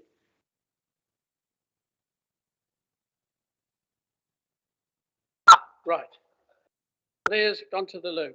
Right. Okay. Well, I'll take item 16 then, which is pretty straightforward. This is an application for a garage at a large property that hasn't got a garage, which we've granted in the past, but we're now saying no, which I find rather strange. Just briefly, are you doing this, Sally? Can you do this quickly? Correct, yeah. I can try and whiz through it.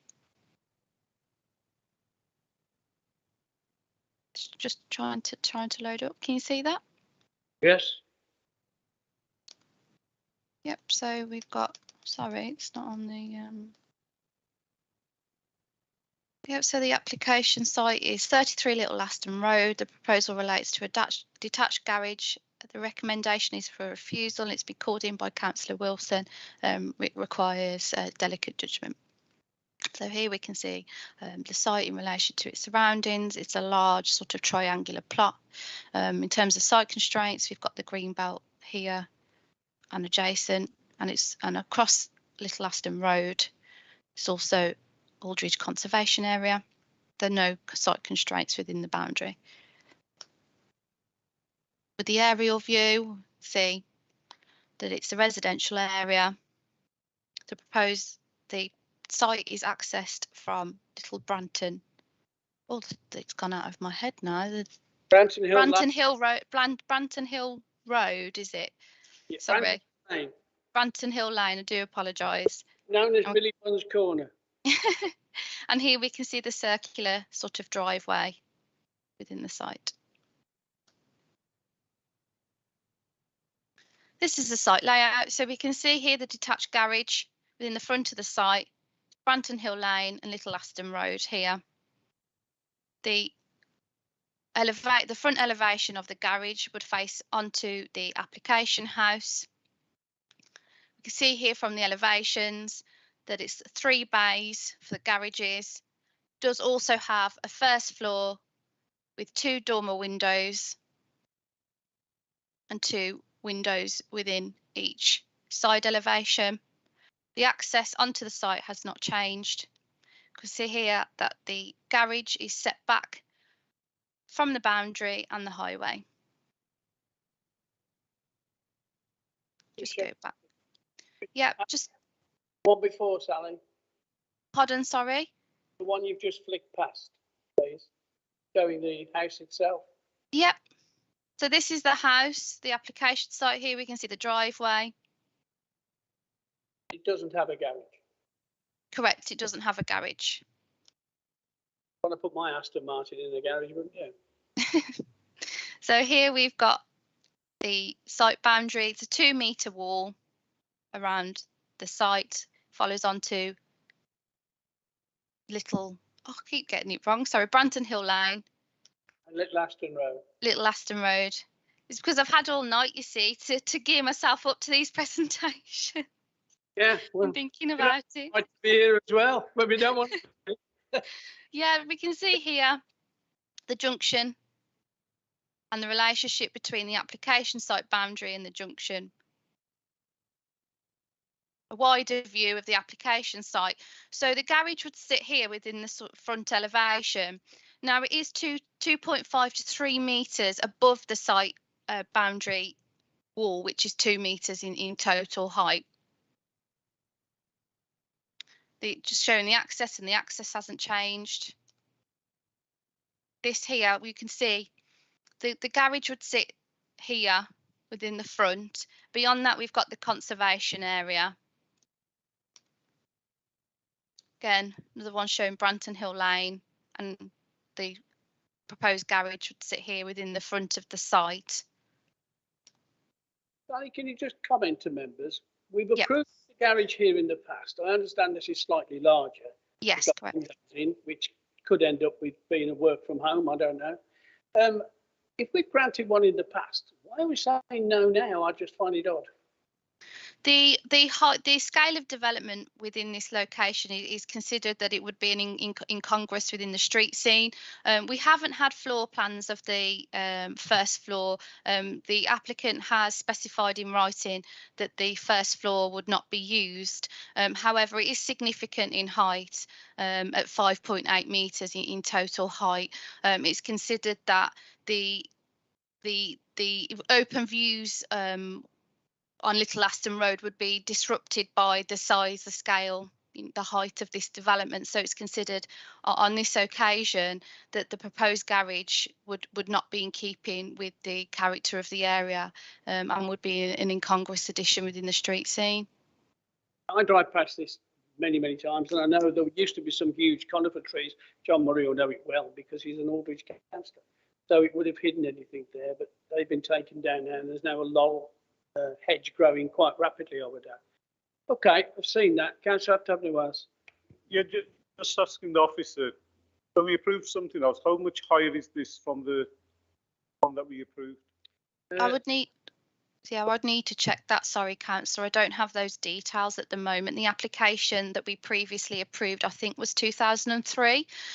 So in terms of the plans, they wouldn't be on the sort of computer anymore. It'd be a physical file, so would require an officer to get those details. What I'm trying to look at, Chair, what's the additional impact rather than the impact? We approved it in 2003, quite right, 2002 actually, and there we had a variation of a condition to extend it for a further 5 years. So we've done it twice, and yet we're saying no now. I don't think that's right. But there I mean, my argument is on what additional height are we looking at? Because if we've already approved it to say 2 meters, and he wants to take say 5 meters, and he wants to take it to 5.5 meters. That's a different decision. Having it at 2 meters. I think the principle is the garage. I'll come back to Alison now. Alison? Oh, I was just going to say I haven't got the drawings, but as you've said, I think the scale of the impact on this from what's previously been approved, it is higher, and also the policy background has developed since then. So we've got stronger design policies on which to support this recommendation. Yeah, in a conservation area, my own view, I think it looks quite reasonable, and as a result, it fits in. As I say, if I had those college cars, I think I'd want a garage, but there we are. Any comments or questions, please? John? Murray? Sorry, I haven't got a question. Are we in debate yet? No? Yeah, I think so.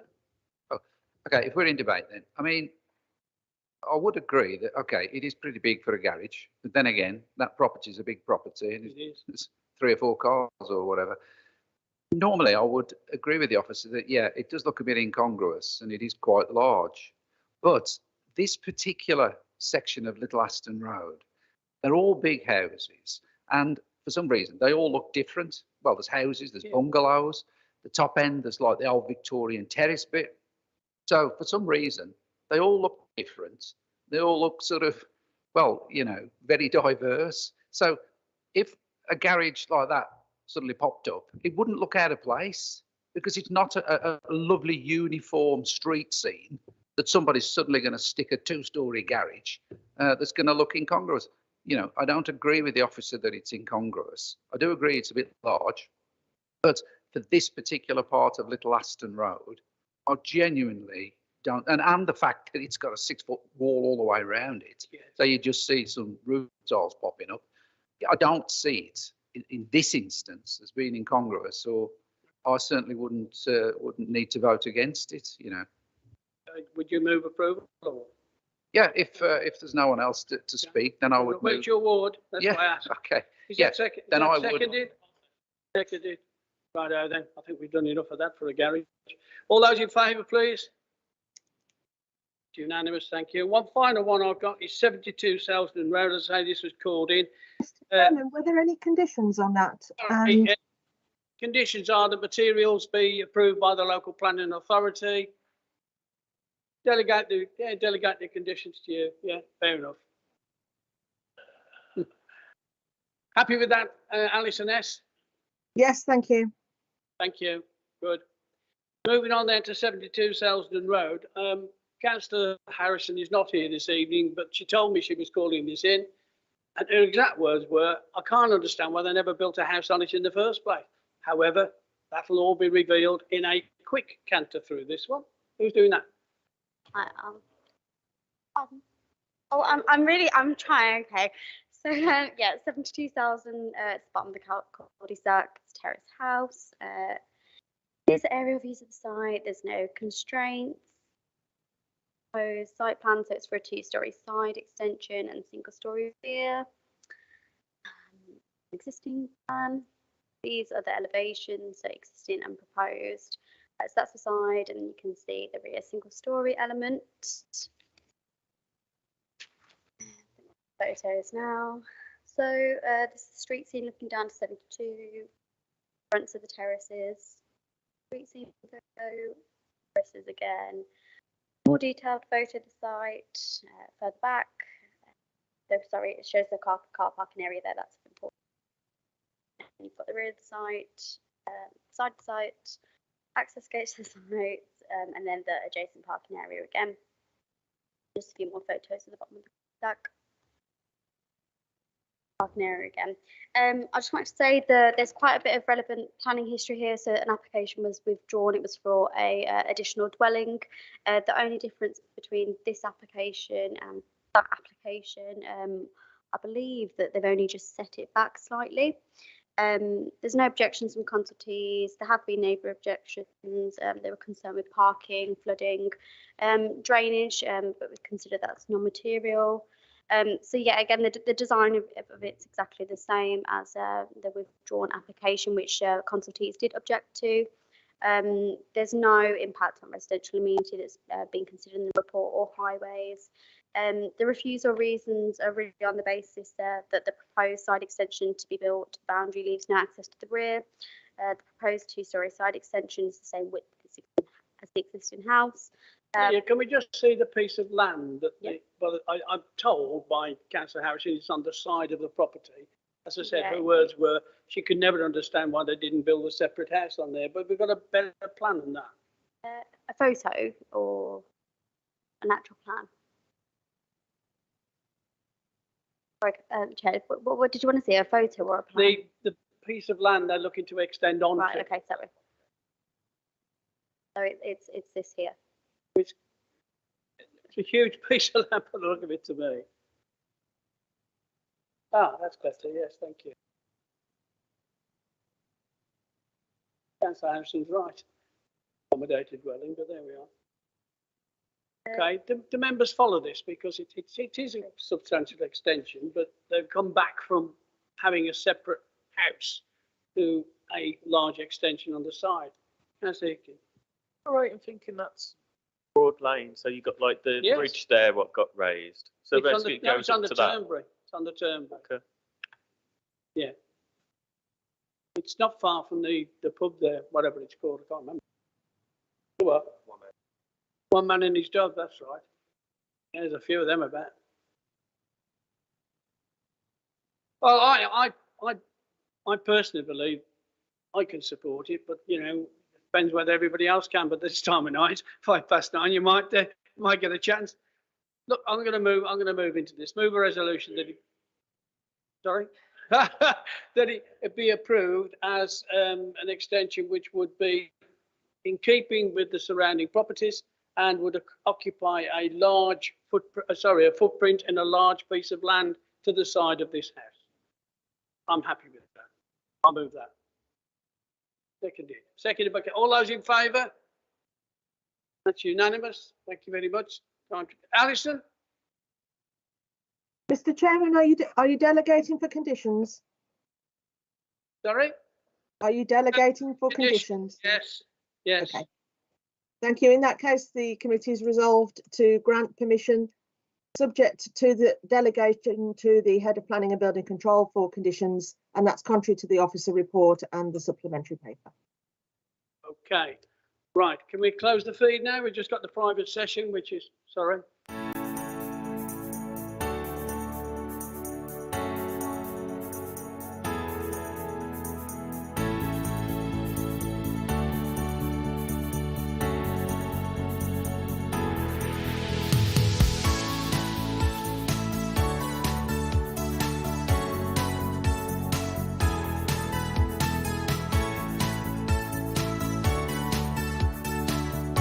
Out. Yeah. Thank you. All those in favour?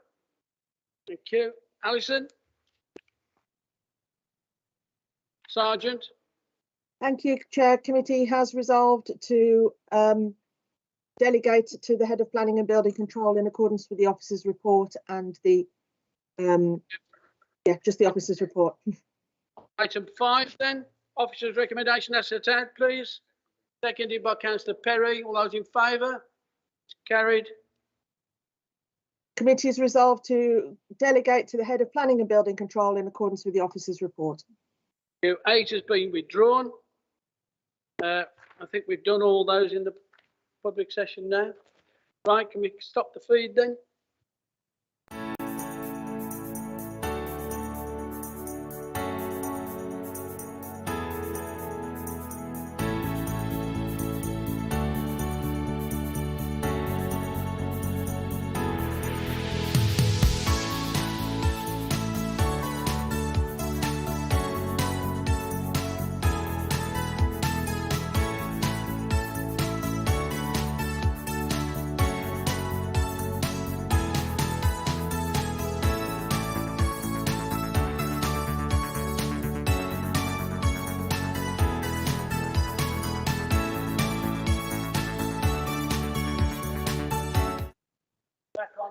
sorry, I've got to go. The item on there which is enforcement opposite my house, so I am leaving.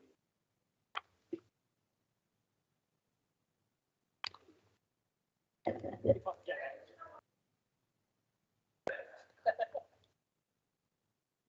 Thank you for your personal information. Thank you.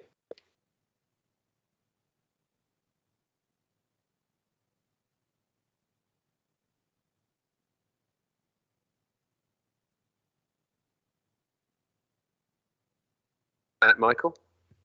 Thank you, Chair. I'll try and canter through this quickly for members. Obviously, you have the report before you to read the full detail. So what I'll try and do is capture the key elements of this report for you. So the performance report relates to Q3 of 21-22, so that being the 1st of October to the 31st of December.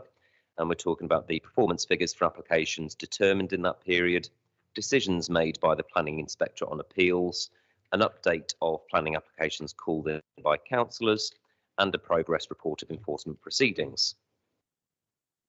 So moving to the first part of the performance report, which is the table on development management performance, we can see that the overall figures there are still above the national performance targets. So the national targets are 60% for majors, 70% for minors and others.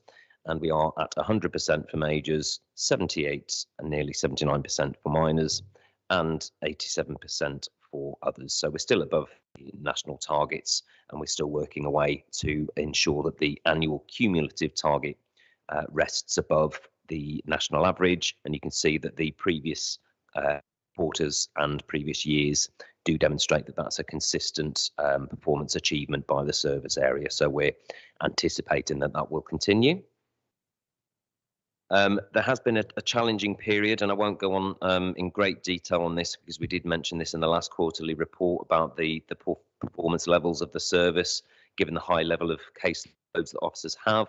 That's continuing. We have moved cases around in line with our service transformation plan and the fact that we now have principal planning officers as well as senior planning officers.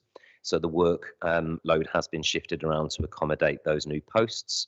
And we are bringing in additional resources through that STP to help alleviate some of those pressures and move applications through the process quicker in future. So we are going through that process. We are interviewing in coming weeks, so we're hopeful that we'll be in a much better position moving forward when we report on timeframes as well as performance. Just very quickly, we do have a range of chargeable services that we introduced of January last year. There's been a fantastic take up of that from our customers. So we are continuing with that, and there's a requirement for us to review and monitor those charges year on year, which we have done, and we are about to publish for a period of 28 days on the website, council's website, which will show an increase in inflation and some changes to charges, along with some additional charges that have been deemed necessary and likely to be picked up by customers wanting that chargeable service. So that's a positive. We're continuing to bring that service on. In terms of the back office planning system, we are in the process of upgrading that, and that will improve our customer service delivery, including a greater ability for our customers to self-serve, which is in line with the corporate approach. Via a single sign-on, which we're obviously looking at as well. And that, again, helps to continue the service shift towards the use of electronic communications. Again, I'm not going to cover all of the detail, but just to say we are continually reviewing our processes to try and improve the speed of decision-making and, of course, the customer experience. Members will be aware, and there are some briefing sessions following shortly as well to those members that haven't already had it on the planning advisory service peer review that the service has recently gone through. There are a number of recommendations and actions that come out of that piece of work that we're working on currently to implement to, as I say, improve performance and satisfaction. Just to say, of relevance to members, we are looking at updating the council's constitution and scheme of delegation in an effort to empower officers and also to enable members of planning committee to focus on the key regeneration development proposals that are of those strategic importance. I'm not going to talk about extensions of time because we did again cover that in the last meeting, but other than just to say we're trying to reduce some reliance on extensions of time, but they do play a significant and important role in negotiating on key schemes in the borough. So there will still be a continued role for those moving forward. And very lastly, on a bit of a background update, there was a report taken to scrutiny back in November on Section 106. So just to confirm that officer training procedures and templates have been implemented to ensure that ward members are being engaged on Section 106 expenditure following committee decisions on Section 106s.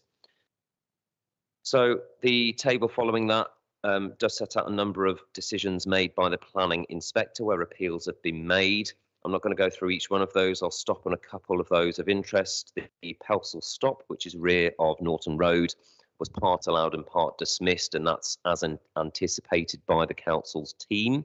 The domestic use has ceased, and there's going to be a requirement to remove the inappropriate extensions, flues and other works, but essentially what we've all agreed is that it makes sense to retain the roof and the other elements that provide a watertight structure to at least preserve the buildings that provide a betterment to perhaps what was there before. So all in all, we consider that a success. There are a couple of telecommunications appeals that were allowed against our decision to refuse.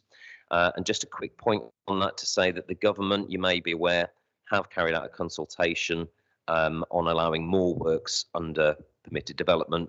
So it could be higher masts, for example, to encourage the growth of the 5G network. So it's likely that that's a sign of things to come on telecom masts. Just be mindful of that for your constituents as well. Called in applications, the table sets out the numbers of called in applications. That's purely for information. I'm not going to dwell on that, but it's there for members should they wish to have a look at the details of those that were called in by members and the reasons for those during that period. Again, just a quick side note on that to say that we now have an updated call-in form on the website that members will start to see, and that hopefully sets out a simpler way for members to select material planning reasons for the call-in that makes it much clearer for everyone involved in terms of the reasons that that application is being brought before members of committee. So that's the main basis of the performance report itself. There is table 1 and 2 that I can run through very quickly for the public domain. So I'll do that now before we go into the private session. So there's a number of updates on some of the current enforcement cases that we have on file. Again, I won't necessarily run through all of them, but just to say that, for example, the Foley Wood case, we are waiting for the public inquiry, which has now been set for the 17th of May. The Three Crowns Public House site case has been closed. We also have issued a Section 73 permission on that site to build out new dwellings, so that's likely to be imminent as well. So that site should be coming forward for the benefit of local residents in the community. And the other one I've mentioned, Pelsall Stop, and there are a number of other updates on there in terms of new cases and where we're going with those as well. So I'm not going to go through those in particular detail for you.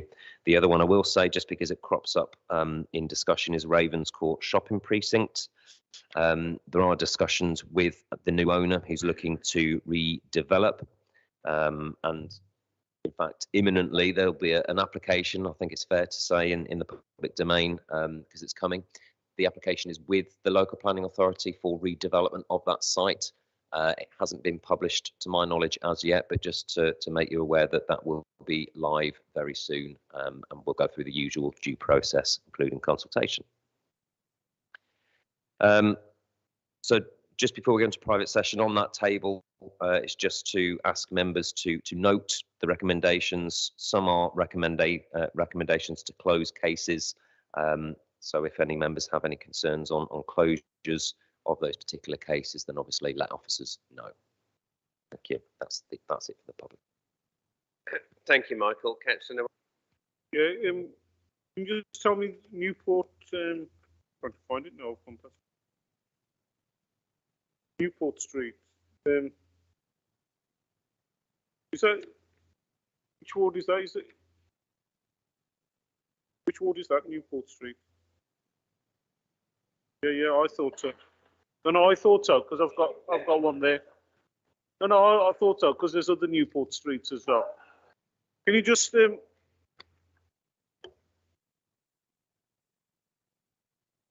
you just tell me about that one, please, about the heritage impact? There's other Newport Streets in the borough, Yeah, to tell you true. certainly, councillor. So the case relates to works that have been carried out to listed buildings, and there have been notices served for the installation of windows, painting of the exterior of the building, and other external alterations, including first floor windows. And that needs to be reviewed along with a number of other cases in that locality, which we need to review and understand where we are in terms of what the next steps may need to be. Because cumulatively, there may be an impact on heritage that we need to look at. Yes, so one of the questions I had about that is how many buildings are involved in that cumulative impact? Because obviously that's just one building we're talking about. How many buildings are we saying that may have been allegedly, illegally changed, altered? Yeah, apologies, council. I don't have that in front of me. Can you get that information for us? But we can certainly find out. Yeah. Thank you. Yeah, absolutely.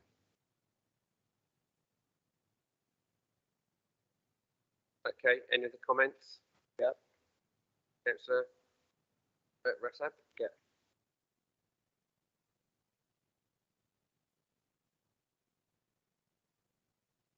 Yeah. Yeah. I'm just looking at the date of committee authorization for enforcement action 2004.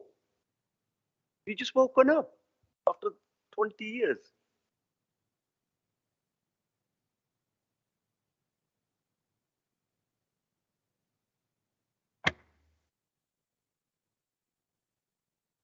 So yeah, again, I mean, I'm not familiar with the case in that level of detail, so we'd have to go back to the file and have a look at exactly where we've got to. But yeah, take your point.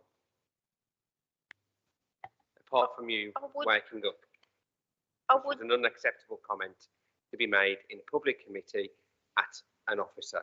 So please apologise. Please apologise to the officer for your comment in relation to have you just woke up. Okay, that's fine. You're not going to apologise. We'll take that further with the Standards Committee. Carry on, please. I will not have officers be rated in a meeting that I'm chairing. Do members agree or not? Thank you. Can we move on then, please? Any other members wish to comment? If other members wish to comment, you can at this point. We'll move to private session. Thank you. So we'll move to the private session, yeah? Thank you.